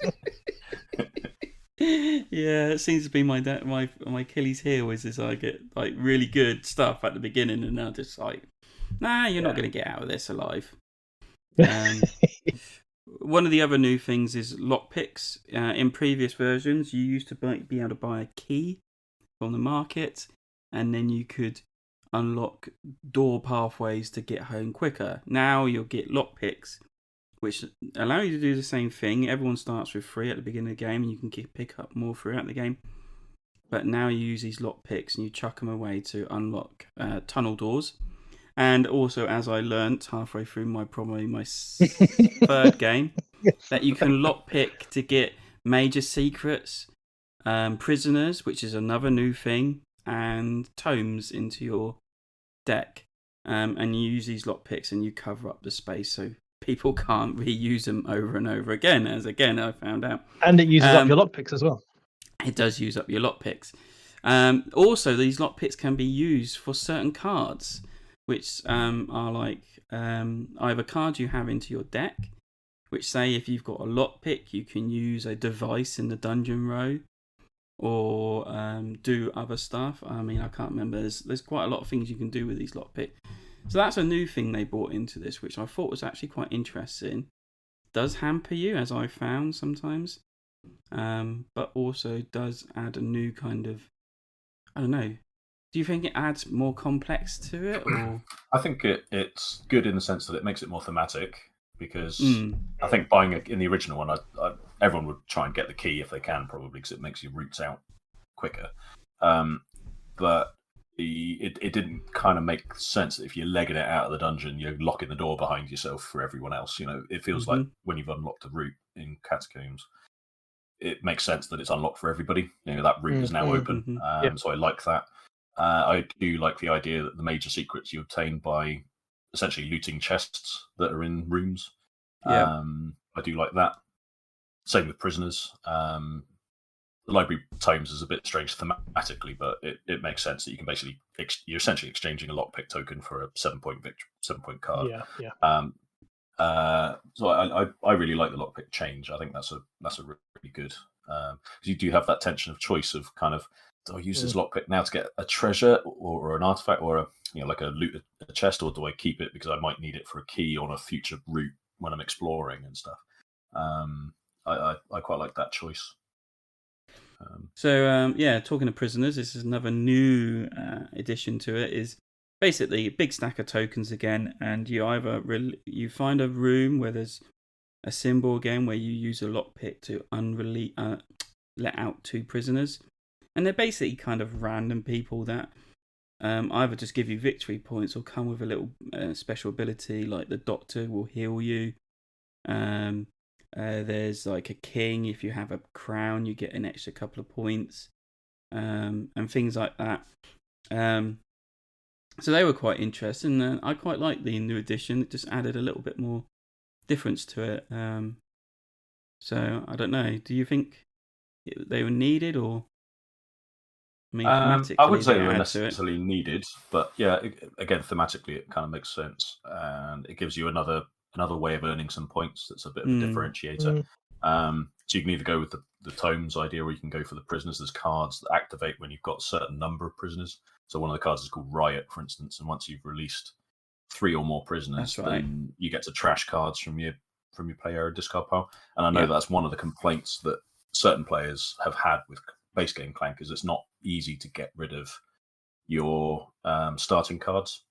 And I think it's not that much easier, but it's a little bit easier, I'd say, in Catacombs. Either in terms of being able to get rid of them, or in terms of being able to draw more cards. So it feels like there's a bit of a change in the deck balance for that. We were talking about prisoners. I don't know how I got onto that. Well, that comes into the next thing. They have actually changed, where a lot of the cards now are pretty similar to the original Clank. They have made changes to some of those original cards to be more balanced, also to suit the new kind of mechanics that are going on. But I did notice there was a few cards coming out. I remember this from the original. Oh, that's interesting. They've changed that. That makes sense now. So yeah, they've even done some work in that and kind of balancing out those original cards in it. So, but yeah, it was a little bit more kind of discarding, or I shouldn't say discarding, trashing of cards. Yeah. To get rid of ones you don't want. So it does make it more interesting like that. And then the final 2 changes. And this actually, I think, kind of comes from the Clank legacy, is Ghost Cubes and the final countdown. So Ghost Cubes are basically white cubes that get added when you flip over a tile when it's got a ghost in it, or there's a prisoner. So if you get a prisoner, then you add this white cube to the Clank area. And they get added to the bag, and when you pull out a white cube on a dragon attack, everyone gets damaged, and that cube goes back in the bag again. That's a really interesting. So yeah, it's another kind of like. And you can have up to 5 of those in the bag as well. You could. We've had 4 in before now. Yeah, I think we've had quite a few, and it's so. I like that risk of having everyone take damage. I think it's a clever way of doing it. And the one thing with this game as well, I've noticed, and I don't know if you have, but it certainly has in our games, is that when you start taking damage, you take a lot of damage quite quickly as well, potentially. Yeah, we found that. The first half or so of the game, we were barely taking any damage. We thought, we're fine. And then it just shoots up. You go, whoosh, within a few turns. And you suddenly really want that tension quickly, because you're like, oh, God. You really want those potions now. Where are the potions? Yeah, I mean, that's, as I said, that last game I played, I was like keeping my health down to a minimum, like 0 or 1 cubes. And then all of a sudden, as you said, ghost cubes get added in, and it's mainly my fault they did, because I'd done that I ran through a load of tiles, which basically were 3 tiles with ghosts on them, and added 3 cubes into it. I got a prisoner out. It had a ghost on it. I was like, oh my goodness! So then it was constantly being hit, and I think I was like at least one of the second people to die in that. So I went from 0 health to being killed off. And in a matter of a few turns, so it does ramp things up. So So it does make it is interesting. I actually kind of do like that.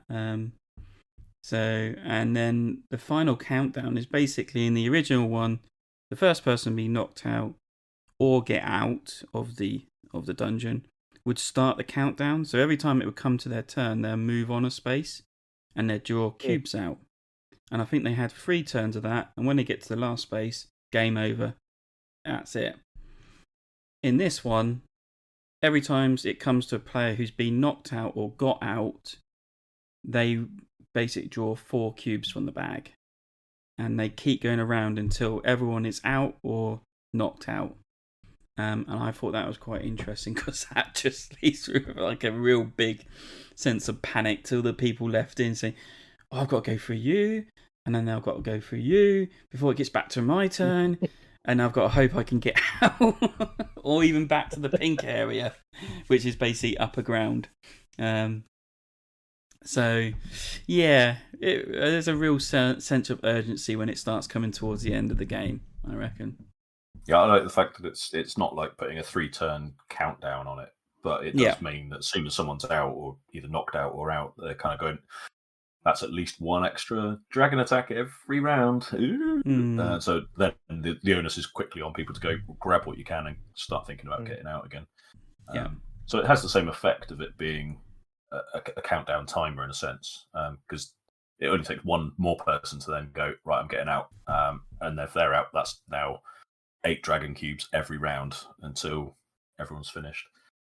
So it achieves the same thing without putting a kind of arbitrary ending in the game. You know, if you really want to push your luck and you've got a deck that kind of means you can heal enough that you can keep yourself alive for a couple extra turns, then that can mean the difference between winning and losing. So, yeah, I like it.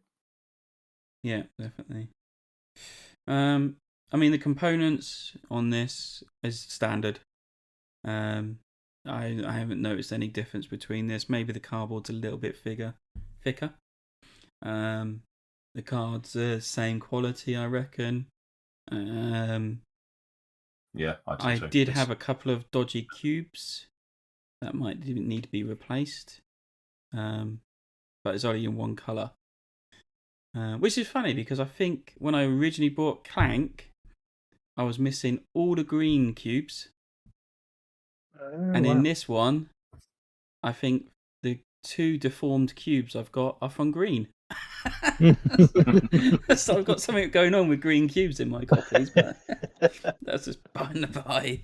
But yeah, I think it's different. The only difference is the original Clank came with a lovely plastic insert where everything fitted in, and this just comes with the kind of trench cardboard inserts. Yeah, FFG special.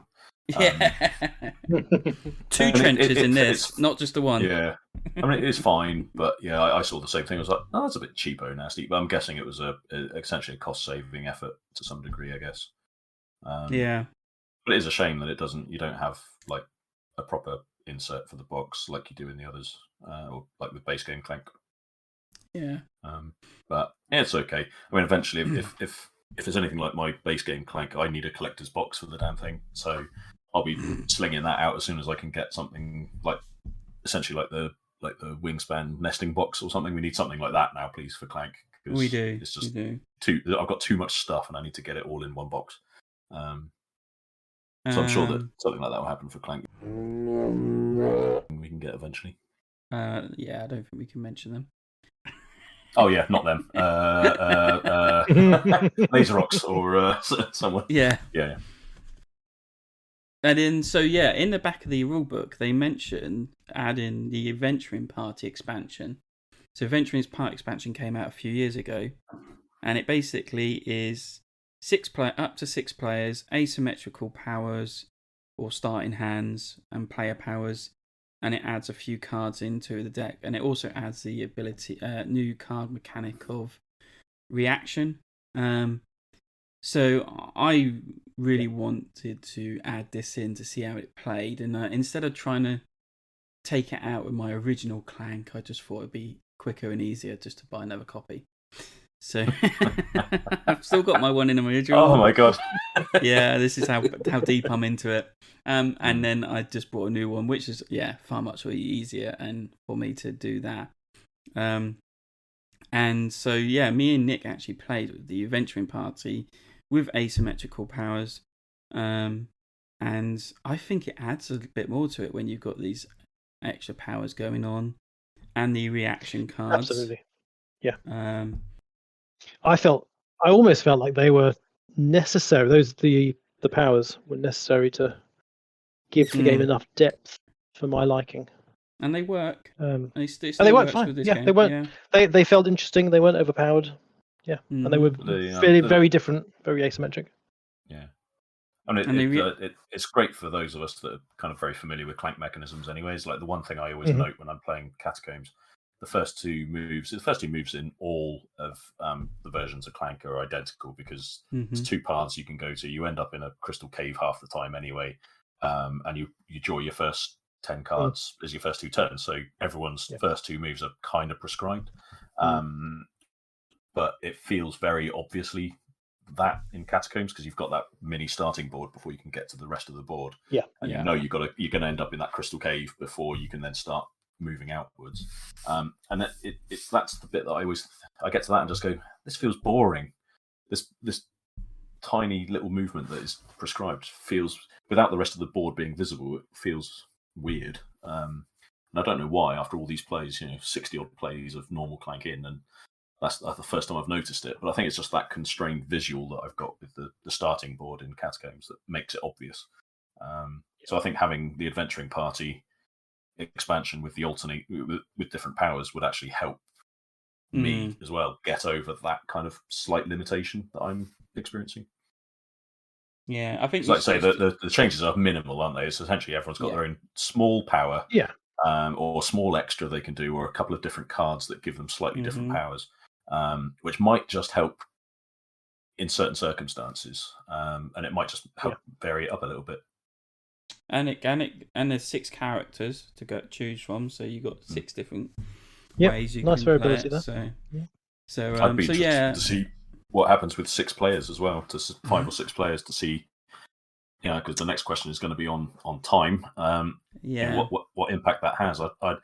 It kind of feels like because of the speed at which you might potentially expose the tiles of the map, it would potentially be a quicker game with 5 or 6 because it'd become more of a dash in, get something, dash out again affair. Whereas with 3 or 4, it's kind of you're sort of spreading around quite a lot. But anyway, we'll see. We'll see. I mean, I did actually play it with 5 players, and it took 2.5 hours. Right. So no difference then.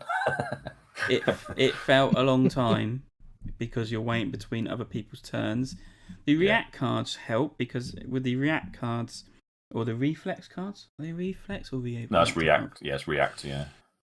If someone does something or something happens that is described on the card, then you actually take that card and you play it into your play area and you draw up another card. And then you basically can keep playing cards that have these react symbols on and they're meeting the meeting requirements.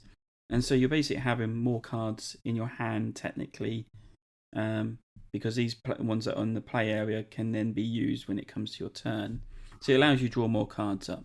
So it keeps you kind of watching what other people are doing or noticing what's going on in the game, so you make sure you play your cards down at the right time. So it does kind of add to that. But it is a bit of a long time. I mean, we played as 5. We nearly played as 6. I was hoping to play as 6 so I can try it out, but we played as 5. And it was sometimes you just kind of like sat there going, oh, my turn is so far away. Yeah, you get that even with 4 players as well, don't you? Yeah. So yeah, I think it might be a 3-hour game with 6 people,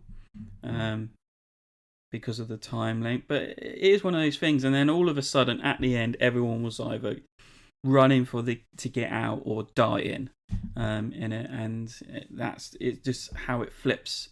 Everyone seems to be doing okay. Some people teetering on the edge of nearly being knocked out, or not taking any damage at all. and they look fine and getting so many points that they think, oh, you've won it already, but they don't actually get out because they died in the depths, and that was me and everyone else. It's just one of those. It's just Clank at the end of the day. So yeah, it did take a long time. I don't know if I'll play it again as 5, but I mean, if there was that chance and that's what people want to play, I'll definitely play it again with 5. Because it just, like, especially the player powers and things like that, really add to it. And then you can also add in the other ones, the little mini character boxes that you can get. C-Team and upper management. That's it. So you could add those in if you wanted more variety, but I haven't. I'll keep those to the side somewhere. But so yeah, it does need it in a way. It doesn't need it. It does. It doesn't. Depends how much. I'd say play. It doesn't. But I mean, even me that have played loads. I mean, I just, it depends on who I'm playing with, I guess. If I'm playing with experienced Clank players, then I would play with it probably, because it just adds that extra bit for people that are more familiar. It's interesting that you played it for the first time, Nick, and thought that it made a difference. Yep. Because to me, I couldn't imagine not playing it without those powers. Yeah, right. It just added that little bit extra. Yeah. But I think I was trying to remember what my exact. Let's say it's around 60 games of. It's like 55 to 60 games of base game Clank I've played, and I've probably played with the adventuring party twice out of all those. And I don't. So that shows how much I feel is necessary.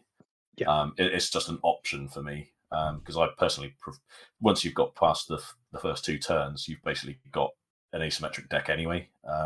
It's just that you don't have permanent kind of one-off powers. That's the difference. Just by building your deck by necessity, it's asymmetric, you know. So I don't think it's necessary for me, but I think in Catacombs I might prefer it purely because of that starting scenario. Essentially, that's why I might try it next time just to see what that does for me. And then looking at complexity and time, I don't think it's any more. I think there is a lot more added to it, but I mean, people nothing more get complex it. Though. I mean, I taught my brother it, and he's never played Clank. Nick got it quite well, but then he's quite indoctrinated into war games. Yeah, quite literally designs them. I taught it to Daniel on our Wednesday group. He'd never played Clank at all either, and I thought he was doing terribly because he was mincing around the purple upper levels for nearly the entire game. We'd all got stuff. I got the backpack and 2 artifacts. Nick had got the backpack and 2 artifacts. Everyone else had got Claire had got an artifact. It was Claire. Claire got an artifact and was on her way out. And we kept saying to Daniel, you don't score anything unless you pick up an artifact. There was only the 5 and the 7 left. I had the 15 and the 20 with my backpack, and I was just like, this is crazy. So we kept hammering home, you don't score anything. And he goes, oh, okay. So he thought, right, he diverted off to go get the 5, just picked up the 5, headed back. He was the last to leave the dungeon. We all got out with a mastery token, and he rinsed us. It was about 30-point difference. It was outrageous. Fantastic. All he done was go around hoovering up tomes and buying cards that had good points on them and stuff. It was just like, oh my god, how did this happen? Nice. That you can have that different a strategy and still come in ahead. That's absolutely. Really nice. And I think with Catacombs, it feels like that's a more, because the thing I sort of said at the start about Master of Clank or whatever you called me. Yeah, in base game Clank, I'd like to think I am, but I think in this, that it chucks that out the window. It's like, I know how to play it really well, hopefully, but at the same time, it doesn't mean I'm going to score very well, because I've had very mixed results in the 6 games. I've won twice, but it's been very close, and I've only got mastery token once in that entire time. And I think it's a great leveler, the whole random board element of it with the switcheroos with the tiles and stuff. I think it is a really interesting leveler of potential skill. Not that there's that much skill, it's obviously luck of the draw, the cards that come out and all that sort of stuff, but it's proving to be a harder nut to crack for me to get to the top of the leaderboard than in the base game. My win percentage is a lot lower. Good. Taking Sam down and Pickleton, that's good. That's what we like. Yeah. It's I unfortunately my hubris My Clank hubris has been checked. Yeah. But the one thing I would say in terms of complexity and time, though, it runs longer by It does. quite a long way. Really, right? Yeah, I mean, I would say now if I was playing a 3-player game of Clank with you and Joel potentially, or my friends Rich and Joe, who I often play with, we'd be done in an hour and a half, no problem. Whereas this feels like it's 2 hours minimum, often going to 2.5, especially like I say with like 4 players or something. So it feels like a longer game just because of the nature of the exploration part of it and the kind of mixed routes, and it takes a lot more work to get back to that starting tile than it would do in base game Clank. Yeah. I don't know how it compares with base Clank, but I found, I think Joel, you hinted at this earlier, is that there is a lot of downtime between turns. You can't really plan much from one turn to the next, which in 2 players was fine because you're waiting like a minute. But I could see in 5 or 6 players that, and even 4 players, you're going to have maybe 10 minutes even between turns in the beginning. It does speed up as you go because then you start panicking and rushing, but you get used to then do the deck building. But I think the slow part is because of the exploration again, because you can't see where you're going. You can't plan that kind of little bit ahead. Where in base game, if I've got 3 movement, I can plan exactly where I'm going to go with that 3 movement in between turns. So it does speed up that process. I think once the tiles are all exposed and people are starting to head back, then it becomes much quicker because you can plan everything you're going to do. As long as no one flips the tile 180 degrees or anything weird in that time, it becomes easier. But I think that is definitely a big difference between the two in terms of the time. I mean, must add, there's actually portals on some of the tiles which jump between tiles. Yeah. So finally, final thoughts and scoring. I mean, it's great. I've enjoyed each game I played. The changes of the board really add to it, but it also adds to time. And I do love all the new things they've added into it. Also, like Nick has said, I now can't imagine not playing it without the expansion, so I've added more to it. But hey, that's up to you whether you want to go that far into going the expansion. But for me, it's now a must-have for the game.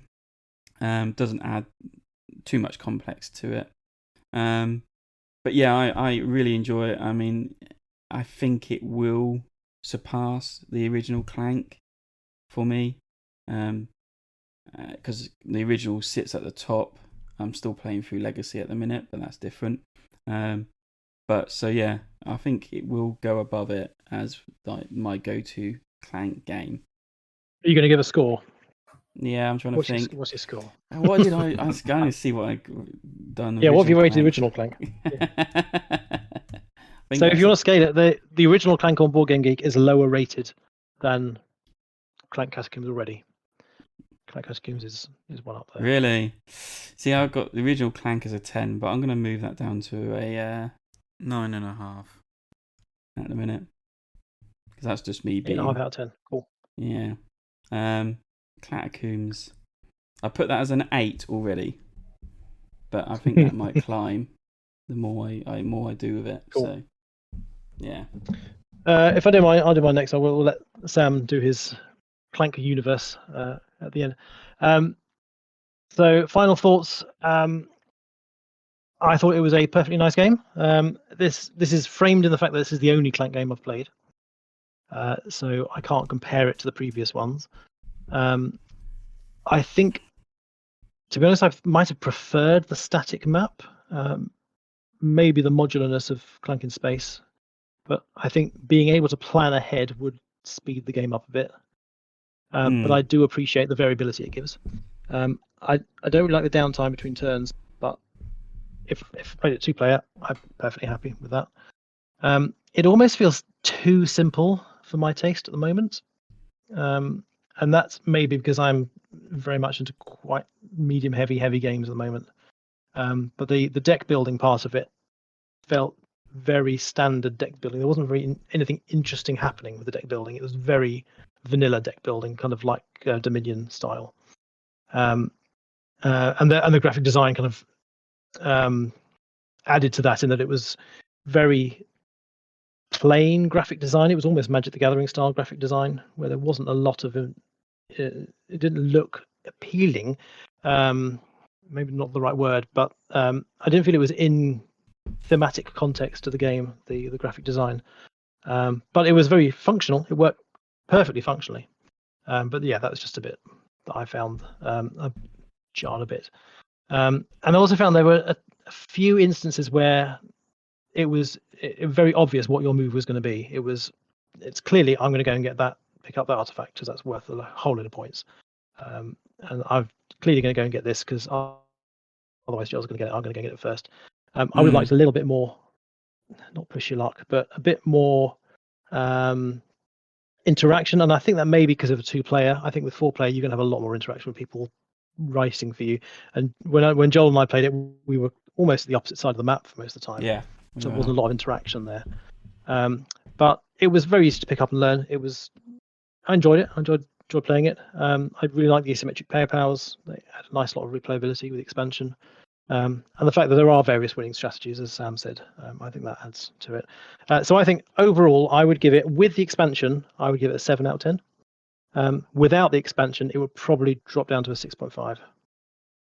But yeah, definitely a 7 for me with the expansion. Interesting stuff.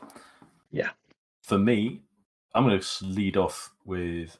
I was interested to hear what you said about the static map, and you might prefer it with that, because now I'd like to try it with. I'd like you to try it with the static map as well. Yeah, I'd like to try the static map as well. Yeah, definitely. Because I'm going to give you the score straight out. Clank original is 10 for me, and it's staying at 10. Oh. Catacombs is 8. Okay. For much the reasons that you were saying, what we talked about in terms of the time, I like a lot of the mechanics they've put in there. I like we didn't talk about way shrines. That was another nice extra that they've added, which is where you put a cube on a way shrine and it gives you a coin for each way shrine you've left a cube at along the map and stuff. So that's a nice way of being able to get more money, which is always a hard thing to do. And encourages you to almost to spread out more as well. Exactly, yeah. And also there's cards that trigger with that and stuff anyway. Yeah. But I like the lockpicks. Indifferent about prisoners. It's okay, but it's just some extra points, basically, a way of getting some extra points. The ghost cubes is a nice one, stuff like that. So some of the elements they've added are nice. The main thing, obviously, is the modular board. From a thematic sense, I really like that because it is you're properly delving. But I kind of rationalize it in a way with base game Clank, with the original Clank, by saying that it's almost like the dragon's dungeon is something that you regularly raid. And so you're like, oh, we're going to go raid the dragon again this weekend? Yeah, let's do it. So you know where you're going. You know what's down there. You're just going to go and try and pull it out. Whereas with Catacombs, obviously, it's a bit more variable. The only thing I would say with Catacombs, I think, is that the score would go up and it would start to get on a par with base game Clank for me once they add more variability to the tiles. Because I like, in base game Clank, I'm happy playing the original Clank board, but I love Sunken Treasures. I love the gold and silk, particularly the silk. I don't really care too much about the gold side, but the silk with the spider webs and stuff. Yeah. I like the variability you can get in the static maps. Everyone says it's a bit boring because it's a fixed board.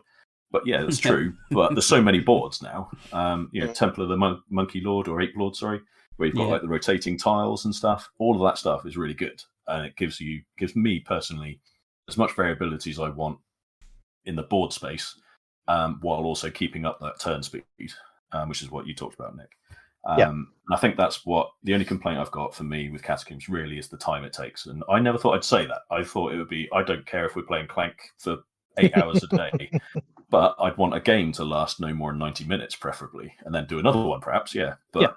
Yeah, I'm kind of done at the 2 hour mark, and all our games have kind of gone over 2 hours, and it feels a bit much. So yeah, at the moment, I still prefer original Clank for me. Yeah, and you rated it at an 8 at the minute.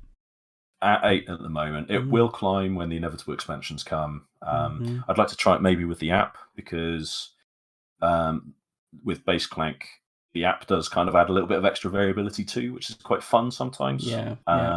So I would like to try what the Catacombs one is like, and see how that mixes it up a little bit. I don't know if you haven't really seen much of that, Nick, but the with the Clank, was the Renegade app, but it's the Direwolf app now. You can sort of start a game, and it'll add like this thing where you got like say 3 events that might happen. It's almost like reaction mechanic. Yeah. Where it would say anytime someone takes 3 or more coins, anytime a black cube is drawn from the bag, anytime an artifact is picked up or something. Those would be the 3 things. And when each time that happens, you have to tap the button, and something might happen or it might not. And then if it does happen, it'll be like everyone makes 3 Clank, or put another dragon cube back in the bag, or it just kind of mixes it up a little bit. Either raises or lowers the tension, and it's quite a nice kind of ratchet kind of thing going on. So I can imagine that working quite nicely with Catacombs as well, just to kind of add a little bit of extra nonsense to it. And it also might speed it up a little bit, because if you start getting hurt more, you're not going to go, I'm going to ignore that 12-point treasure and keep going to see if I can find the deeper one. You might just go, that 12's fine, I'm going for it, I'm getting out of here, So it'll be interesting to see if that helps too. But yeah, at the moment it's an 8. I think when it's caught up with base game Clank in terms of the variability of the tiles, then it might well climb up. But for me right now, if you said let's play Clank, which one should we play? I'd say let's play Sunken Treasures or Silk or whatever. I'd prefer that, I think. Out of interest, where does Clank in Space with you? That would be an 8 as well. Okay. I don't own it anymore. I traded it away because I preferred Clank, base game Clank. Too. And the same thing with In Space. I left it it would be about an 8 for me. It's got all the same trappings, but, and out of interest, Clank Legacy is 10 for me as well. Just so we've got the full gamut there. Yep. Yeah, that might have to be a different podcast entirely to talk about that. So yeah, spoiler special. Spoiler special. But anyway. That'll be yeah. You have to go through the paywall to get to that one. I need to finish it first, but anyway. So yeah, there's our Clank review. Okay, let's finish this up. As we're now still hitting a 2-hour podcast.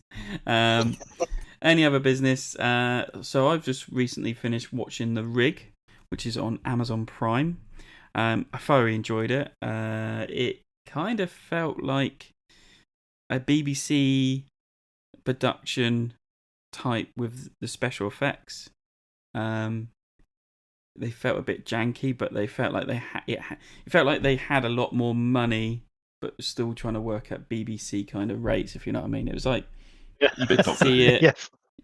Yeah, but it was a bit more better than aliens. Doctor Who. It was. I mean, the biggest thing is, so if you don't know what The Rig is, basically it's an oil rig in the North Sea. A lot of Scottish actors, very well established actors as well. The main 2 is Ian Glenn, and Martin Compston. I can't think of his name. But from the Thin Blue Line, not Thin Blue Line. That's a different program altogether. Line of Duty as well, isn't he? I think. Yeah, I think so. Yeah, Line of Duty. That's what I'm thinking of. And basically on an oil rig, and things start going weird, and it actually turns into this kind of like not paranormal, like mystery thing. That's happening in there. I'm not going to go too deep into it because it will just spoil it. But it's like 6 episodes long. It's really good. Gets right into it. You're kind of questioning what's going on all the time. And yeah, massive cliffhanger at the end. Didn't expect it. I was just like, okay, I'm going to look forward to the second episode. Second season. So yeah. So check that out on Amazon Prime. Cool. Yeah. That sounds hopefully good. Might get a bit more money next time and be able to up the special effects. Hopefully, won't do a Netflix cancelled after the first season as well.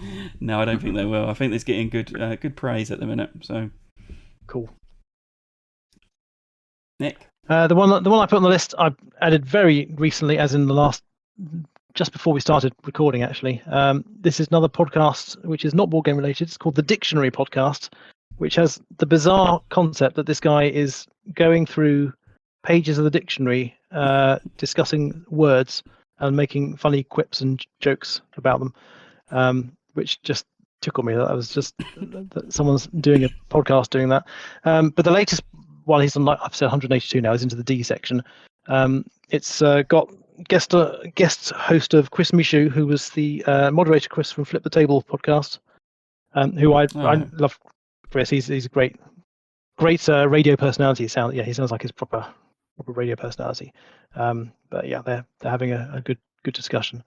It just sounded an interesting concept about going through the dictionary and discussing various words and their meanings and things. All right. I'll definitely check that out, especially that episode. Yeah, good fun. I haven't listened to Flip the Table for ages. Are they still going? No, they stopped about 3 years ago now. Oh, wow. They stopped after 111 episodes. All right. It was a sad time when they finished. That was a great show. I bet. I don't know why I stopped listening to them. I think there's a point where I just stopped listening to podcasts altogether for a bit. Mm-hmm. But anyway. So yeah. Sam, anything interesting? Nah. It's been playing Clank Catacombs way too many times this week. You've heard my voice far too much in this podcast already. That's quite happy to end there. All right.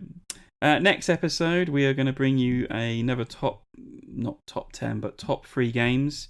These are going to be from games from 10 years ago, 2013, and 5 years ago, 2018. So, stay tuned to find out what it is. And I think I'm already going to struggle on 2013 because I've got so many. So many good games, not yeah. Yeah, it's going to be good. I haven't even looked at 2018 yet. I'm done.